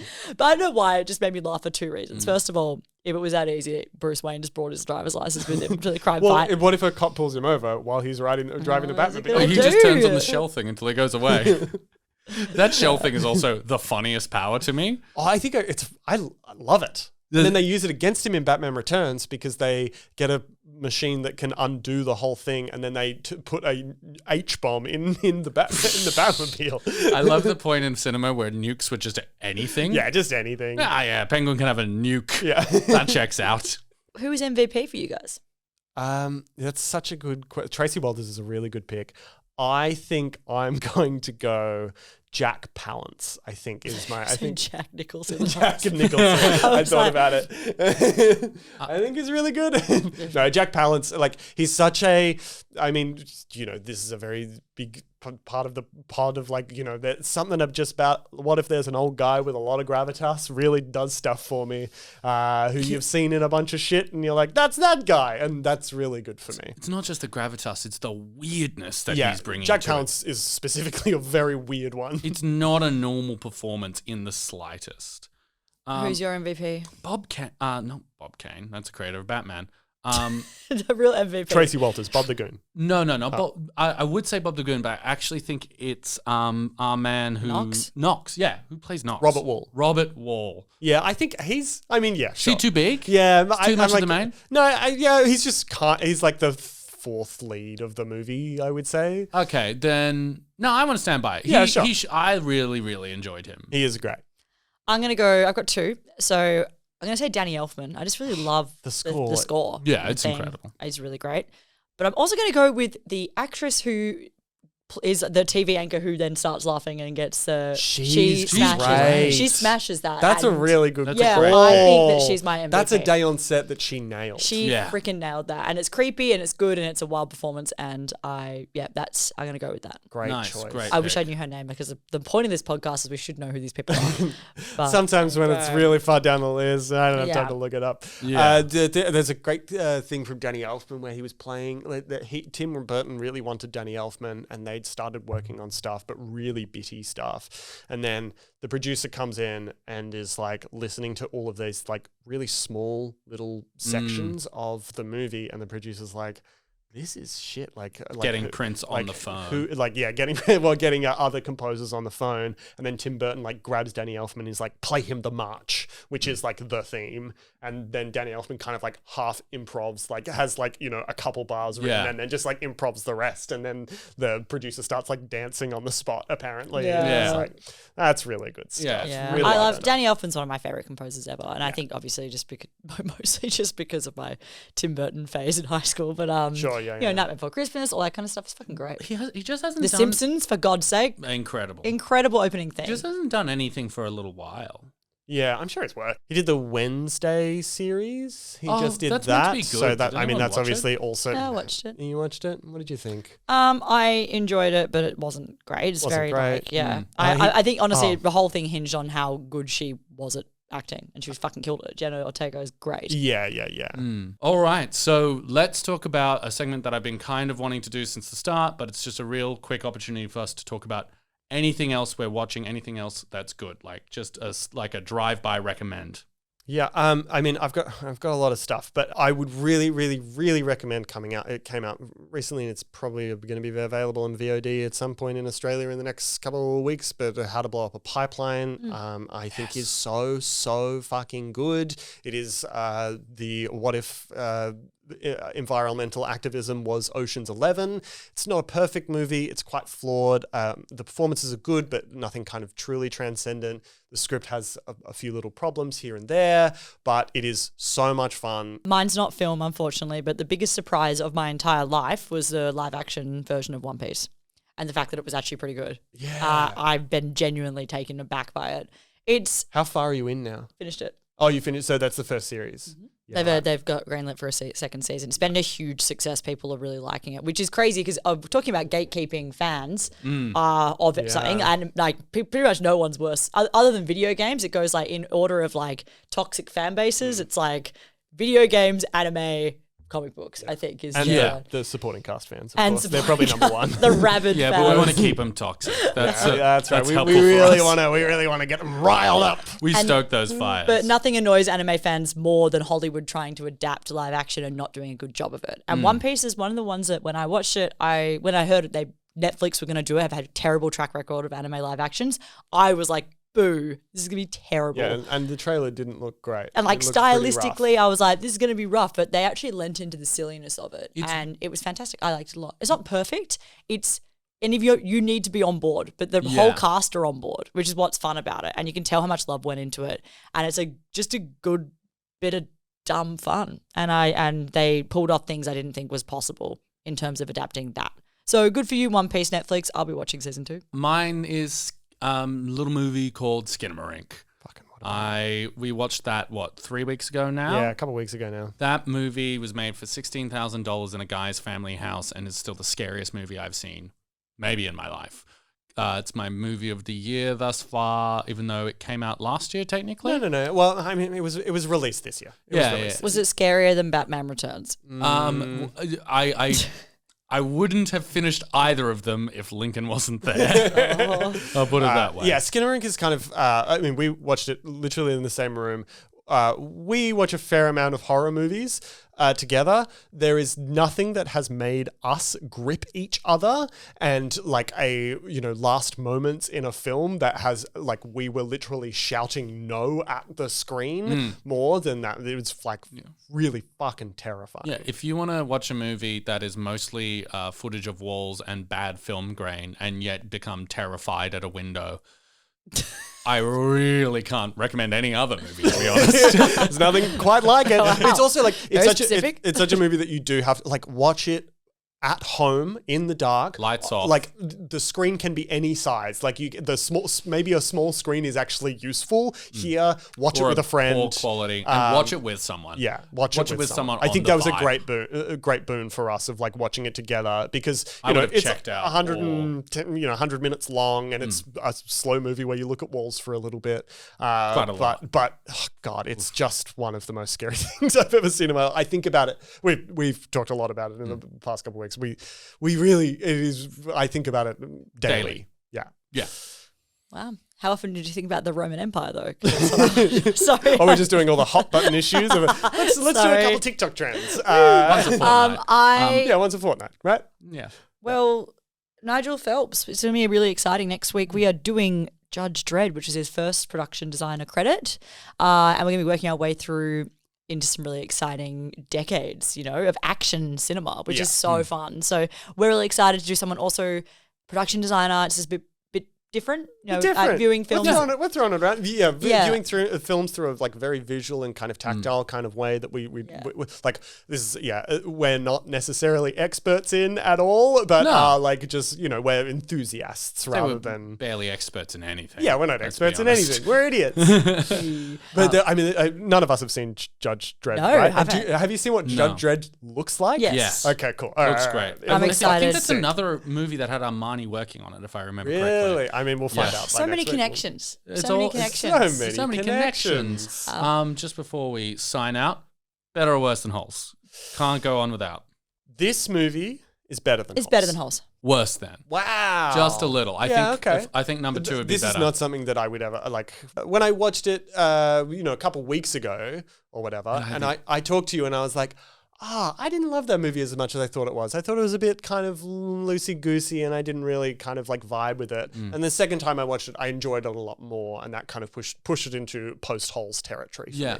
I loved it the first watch and then I was a little cooler on it the second watch, but still really liked it. Yeah. But I think it was literally just bink, and then Holes was just a little bit higher. There you go. I think to me, I just like the production design and the aesthetic of it more than anything. Incredible. And some of the performances. But I think as a whole, the film's not outstanding. Like there's definitely problems with this film. It's not like it's kind of like cobbled together in a way, which is really interesting. But it's good kind fun. of the third act was like that bell tower stuff is like kind of Weird. rushed and written. I'm pretty like, certain on the fly. I read a quote that Tim Burton doesn't think it's a very good movie. Like he doesn't love it. I think he was just like, he said it was more of a cultural phenomenon than a great film. And he much prefers his second one. And I prefer the second one too. And he's right. I gotta watch it. If you like this content, you can follow us at Supporting Cast on all of the different social medias. Give us a like and subscribe. Leave a comment if you have a differing opinion to us, which is probably quite likely. We love to debate. And until next time, excited for some Judge Dredd. Thank you, Seamus. Thank you, Lincoln. Thank you, Charlie. Thank you, Charlie. See you next Bye. time. Bye.